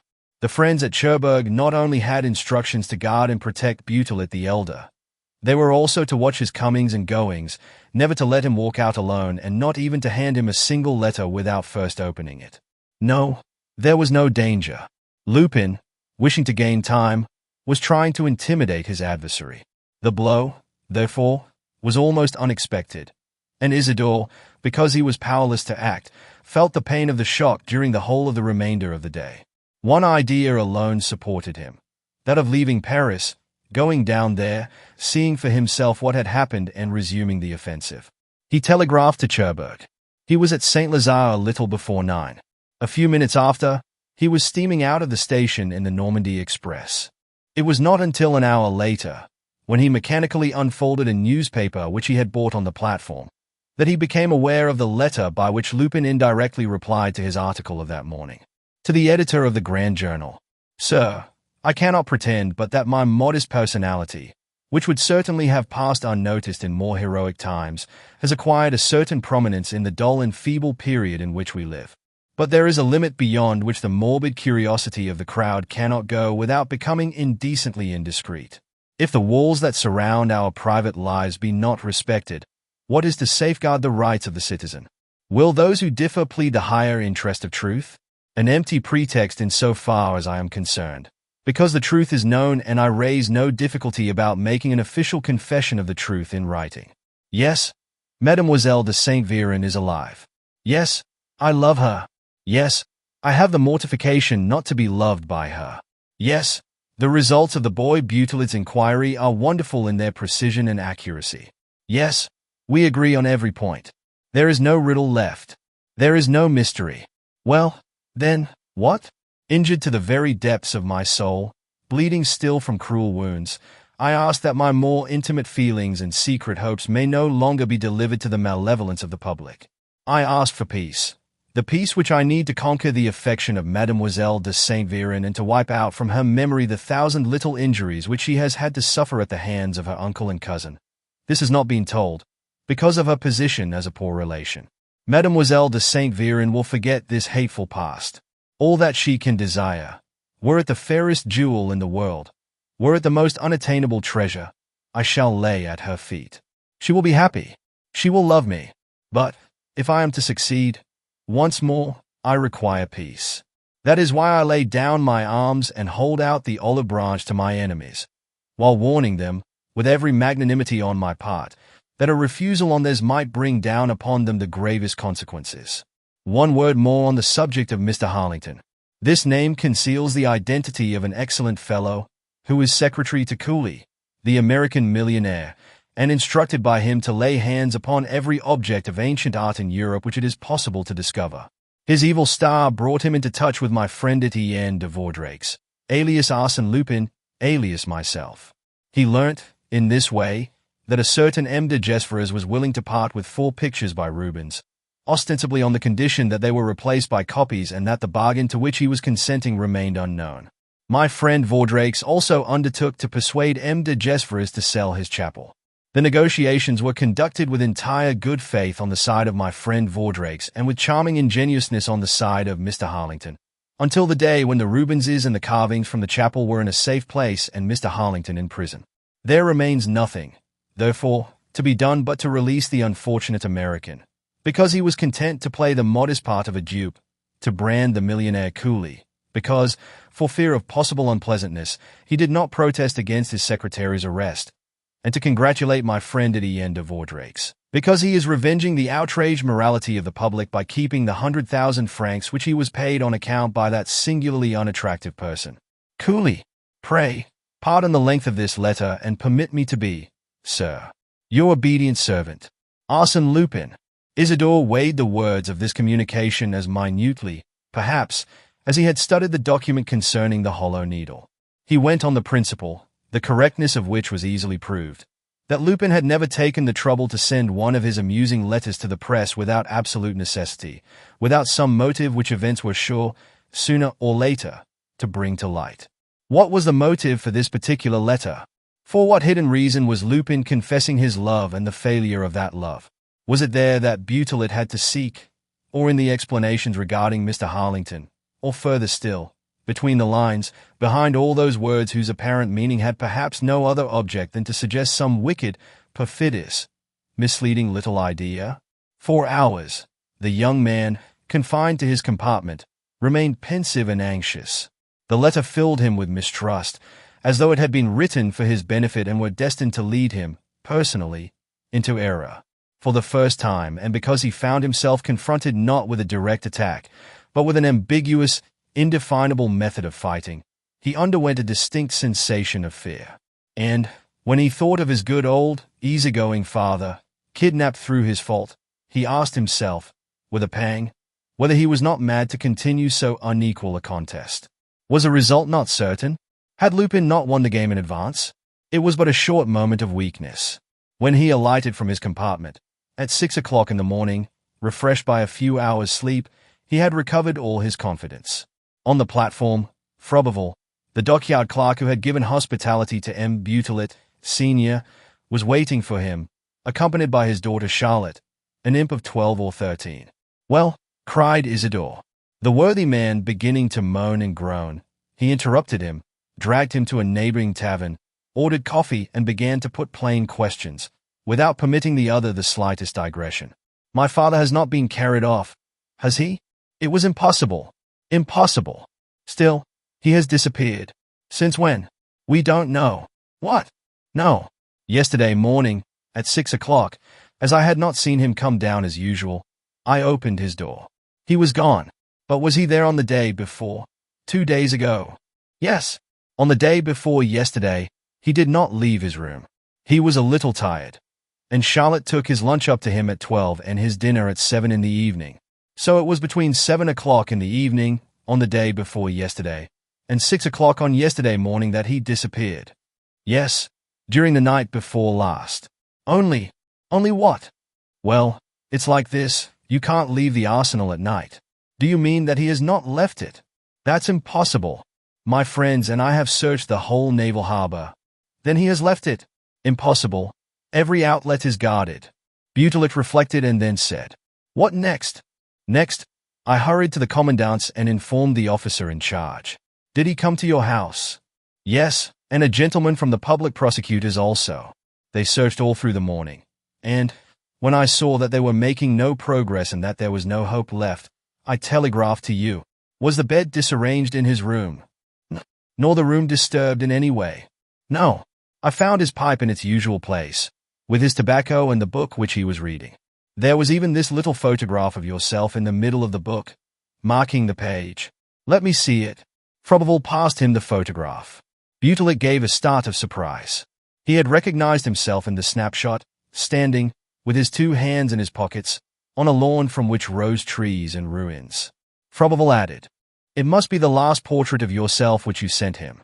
Look, on the back. You will see the date, the 3rd of April, the name of the photographer, Art de Val, and the name of the town, Lyon-sur-Mer, perhaps. Isidore turned the photograph over and read this little note, in his own handwriting. Art de Val. 3.4, Lyon. He was silent for a few minutes and resumed. My father hadn't shown you that snapshot yet? No. And that's just what astonished me when I saw it yesterday, for your father used so often to talk to us about you. There was a fresh pause, greatly prolonged. Froberval muttered, I have business at the workshop. We might as well go in. He was silent. Isidore had not taken his eyes from the photograph, was examining it from every point of view. At last, the boy asked, Is there such a thing as an inn called the Lion D'Or at a short league outside the town? Yes, about a league from here. On the route de Valognes, is it? Yes, on the route de Valognes. Well, I have every reason to believe that this inn was the headquarters of Lupin's friends. It was from there that they entered into communication with my father. What an idea! Your father spoke to nobody. He saw nobody. He saw nobody. But they made use of an intermediary. What proof have you? This photograph. But it's your photograph. It's my photograph. But it was not sent by me. I was not even aware of its existence. It was taken, without my knowledge, in the ruins of Brumacy, doubtless by the examining magistrate's clerk, who, as you know, was an accomplice of Arsène Lupin's. And then this photograph became the passport, the talisman, by means of which they obtained my father's confidence. But who? Who was able to get into my house? I don't know, but my father fell into the trap. They told him and he believed that I was in the neighborhood, that I was asking to see him and that I was giving him an appointment at the Golden Lion. But all this is nonsense. How can you assert? Very simply. They imitated my writing on the back of the photograph and specified the meeting place. Valognes Road, 3 kilometers 400, Lion Inn. My father came and they seized him. That's all. Very well, muttered Froberval, dumbfounded. Very well. I admit it. Things happened as you say.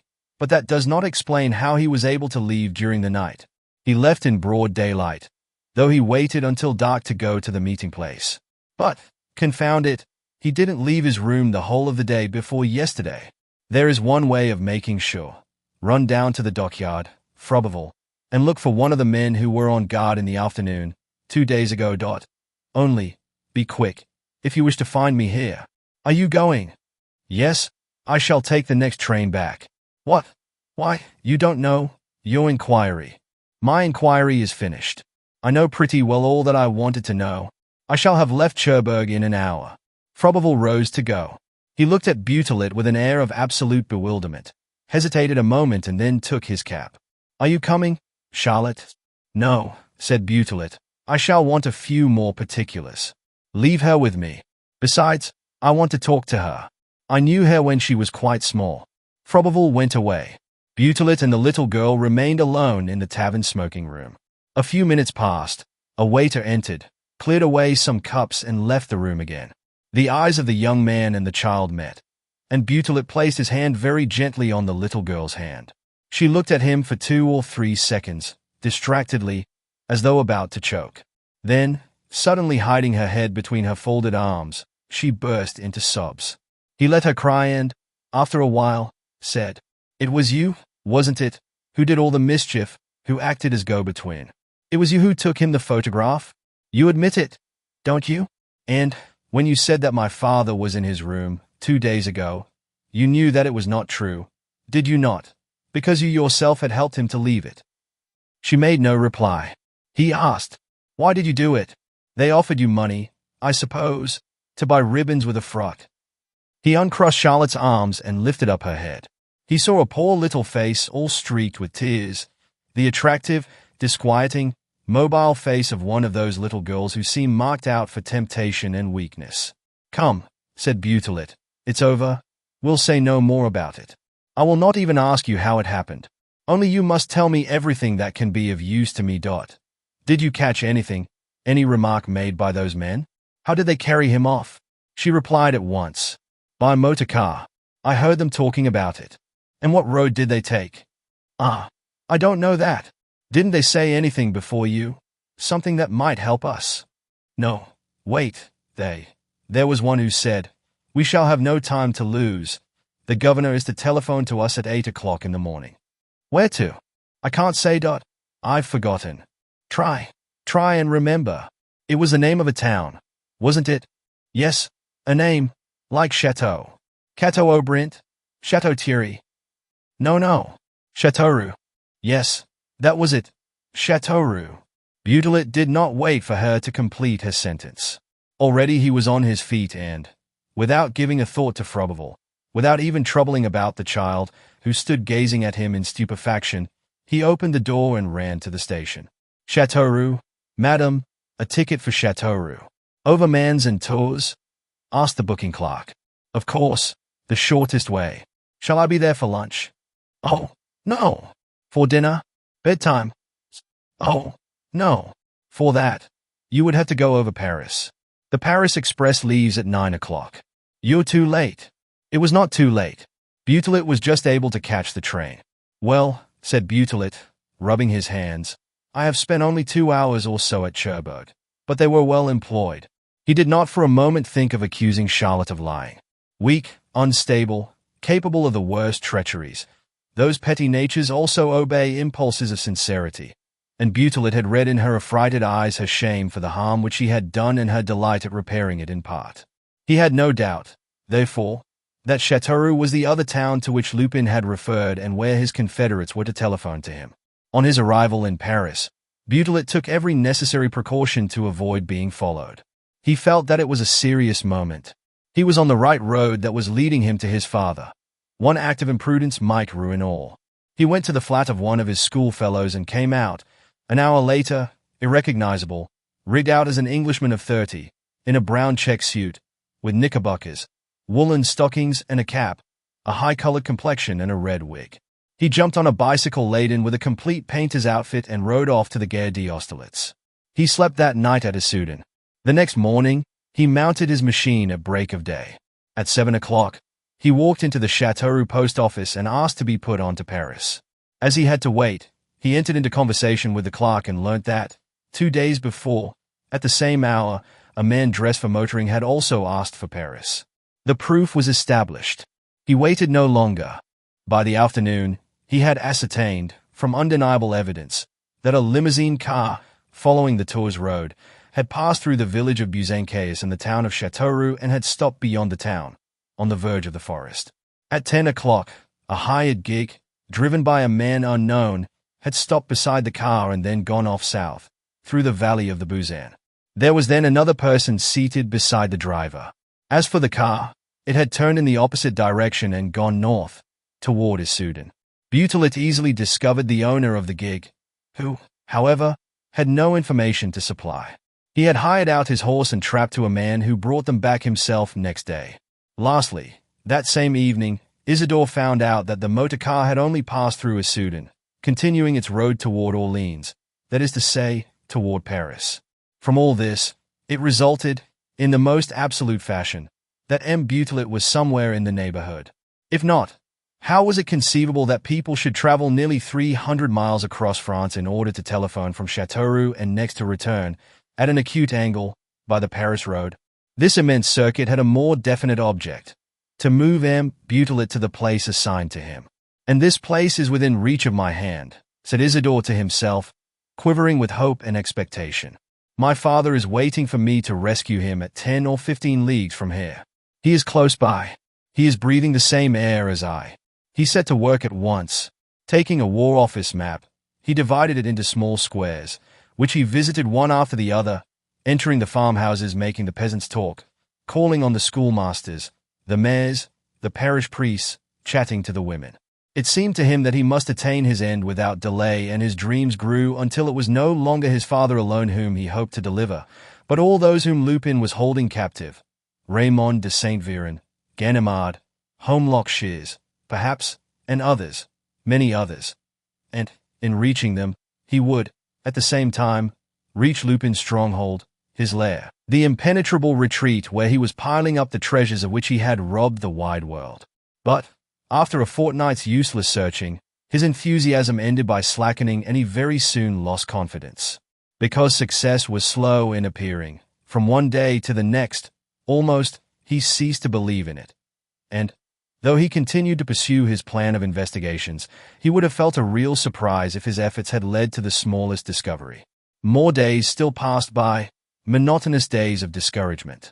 He read in the newspapers that the Comte de Gesvres and his daughter had left Ambrumésy and gone to stay near Nice. He also learnt that Harlington had been released, that gentleman's innocence having become self-obvious, in accordance with the indications supplied by Arsène Lupin. Isidore changed his headquarters, established himself for 2 days at the Château, for 2 days at Argenton. The result was the same. Just then, he was nearly throwing up the game. Evidently, the gig in which his father had been carried off could only have furnished a stage, which had been followed by another stage, furnished by some other conveyance. And his father was far away. He was thinking of leaving, when, one Monday morning, he saw, on the envelope of an unstamped letter, sent on to him from Paris, a handwriting that set him trembling with emotion. So great was his excitement that, for some minutes, he dared not open the letter, for fear of a disappointment.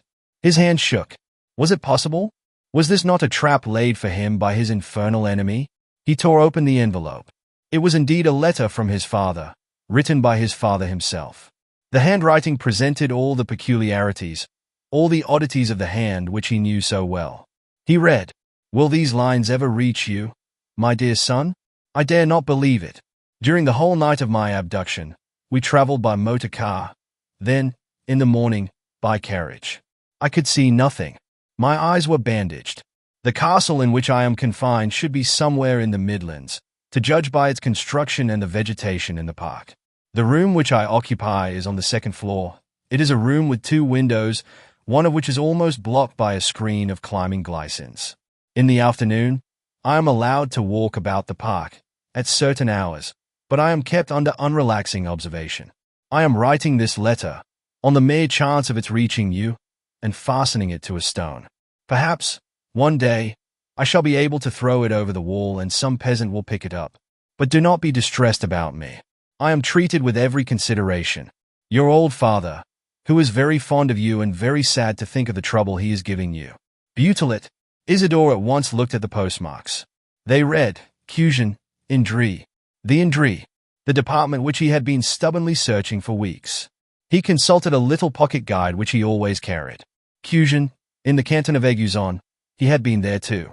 For prudence's sake, he discarded his personality as an Englishman, which was becoming too well known in the district, disguised himself as a workman and made for Cushion.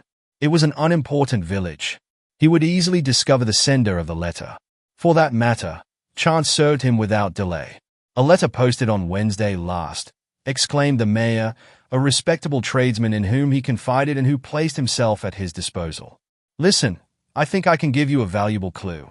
On Saturday morning, Gaffer Cheryl, an old knife grinder who visits all the fairs in the department, met me at the end of the village and asked, 'Monsieur le Maire, does a letter without a stamp on it go all the same?' 'Of course,' said I. 'And does it get there?' 'Certainly. Only there's double postage to pay on it. That's all the difference.' 'And where does he live?' 'He lives over there, all alone, on the slope, the hovel that comes next after the churchyard. Shall I go with you?' It was a hovel standing by itself, in the middle of an orchard surrounded by tall trees. As they entered the orchard, 3 magpies flew away with a great splutter, and they saw that the birds were flying out of the very hole in which the watchdog was fastened. And the dog neither barked nor stirred as they approached. Butylate went up in great surprise. The brute was lying on its side, with stiff paws, dead. They ran quickly to the cottage. The door stood open. They entered. At the back of a low, damp room, on a wretched straw mattress, flung on the floor itself, lay a man fully dressed. "Gaffer Cheryl," cried the mayor. "Is he dead, too?" The old man's hands were cold, his face terribly pale, but his heart was still beating, with a faint, slow throb, and he seemed not to be wounded in any way.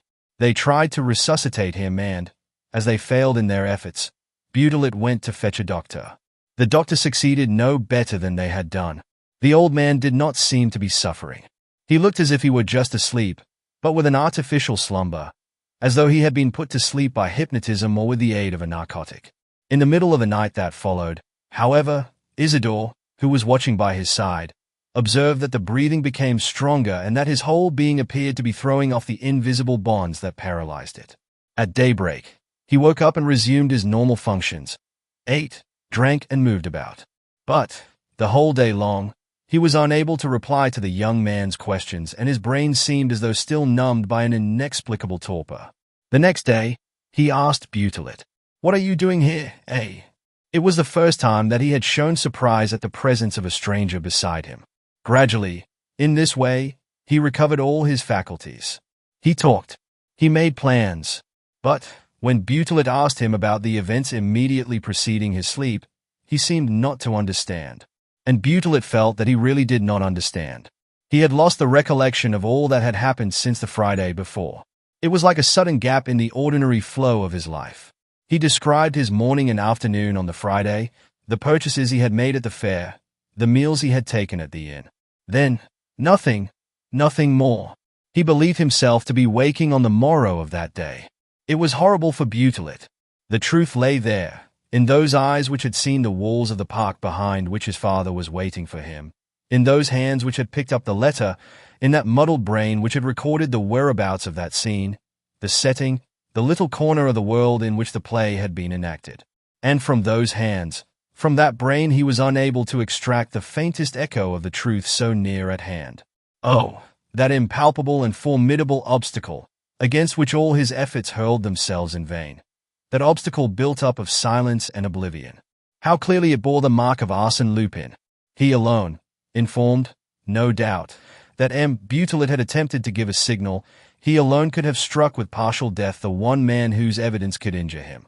It was not that Butylate felt himself to be discovered or thought that Lupin, hearing of his stealthy attack and knowing that a letter had reached him, was defending himself against him personally. But what an amount of foresight and real intelligence it displayed to suppress any possible accusation on the part of that chance wayfarer. Nobody now knew that within the walls of a park there lay a prisoner asking for help. Nobody? Yes, Butylate. Gaffer Cheryl was unable to speak. Very well. But, at least, one could find out which fair the old man had visited and which was the logical road that he had taken to return by. And, along this road, perhaps it would at last be possible to find. Isidore, as it was, had been careful not to visit Gaffer Cheryl's hovel except with the greatest precautions and in such a way as not to give an alarm. He now decided not to go back to it. He made inquiries and learnt that Friday was market day at Freslines, a fair-sized town situated a few leagues off, which could be reached either by the rather winding high road or by a series of shortcuts. On the Friday, he chose the road and saw nothing that attracted his attention. No high-walled enclosure, no semblance of an old castle. He lunched at an inn at Freslines and was on the point of leaving when he saw Gaffer Cheryl arrive and cross the square, wheeling his little knife-grinding barrow before him. He at once followed him at a good distance. The old man made 2 interminable waits, during which he ground dozens of knives. Then, at last, he went away by a quite different road, which ran in the direction of Crozant and the market town of Aiguillon. Butelet followed him along this road. But he had not walked 5 minutes before he received the impression that he was not alone in shadowing the old fellow. A man was walking along between them, stopping at the same time as Cheryl and starting off again when he did, without, for that matter, taking any great precautions against being seen. He is being watched, thought Butelet. Perhaps they want to know if he stops in front of the walls. His heart beat violently. The event was at hand. The 3 of them, one behind the other, climbed up and down the steep slopes of the country and arrived at Crozant, famed for the colossal ruins of its castle. There Cheryl made a halt of an hour's duration. Next he went down to the riverside and crossed the bridge. But then a thing happened that took Butelet by surprise. The other man did not cross the river. He watched the old fellow move away and, when he had lost sight of him, turned down a path that took him right across the fields. Butelet hesitated for a few seconds as to what course to take, and then quietly decided. He set off in pursuit of the man. He has made sure, he thought, that Gaffer Cheryl has gone straight ahead. That is all he wanted to know, and so he is going. Where? To the castle? He was within touch of the goal. He felt it by a sort of agonizing gladness that uplifted his whole being. The man plunged into a dark wood overhanging the river and then appeared once more in the full light, where the path met the horizon. When Butelet, in his turn, emerged from the wood, he was greatly surprised no longer to see the man. He was seeking him with his eyes when, suddenly, he gave a stifled cry and, with a backward spring, made for the line of trees which he had just left. On his right, he had seen a rampart of high walls, flanked, at regular distances, by massive buttresses. It was there! It was there! Those walls held his father captive. He had found the secret place where Lupin confined his victim. He dared not quit the shelter which the thick foliage of the wood afforded him. Slowly, almost on all fours, he bore to the right and in this way reached the top of a hillock that rose to the level of the neighboring trees. The walls were taller still. Nevertheless, he perceived the roof of the castle which they surrounded, an old Louis XIII roof, surmounted by very slender bell turrets arranged corbel-wise around a higher steeple which ran to a point. Butelet did no more that day. He felt the need to reflect and to prepare his plan of attack without leaving anything to chance. He held Lupin safe, and it was for Butelet now to select the hour and the manner of the combat. He walked away. Near the bridge, he met 2 country girls carrying pails of milk. He asked, "What is the name of the castle over there, behind the trees?" "That's the Château de l'Aiguille, sir." He had put his question without attaching any importance to it. The answer took away his breath. The Château de l'Aiguille? Oh, but in what department are we? The Indre. Certainly not. The Indre is on the other side of the river. This side, it's the Croix. Isidore saw it all in a flash. The Château de l'Aiguille.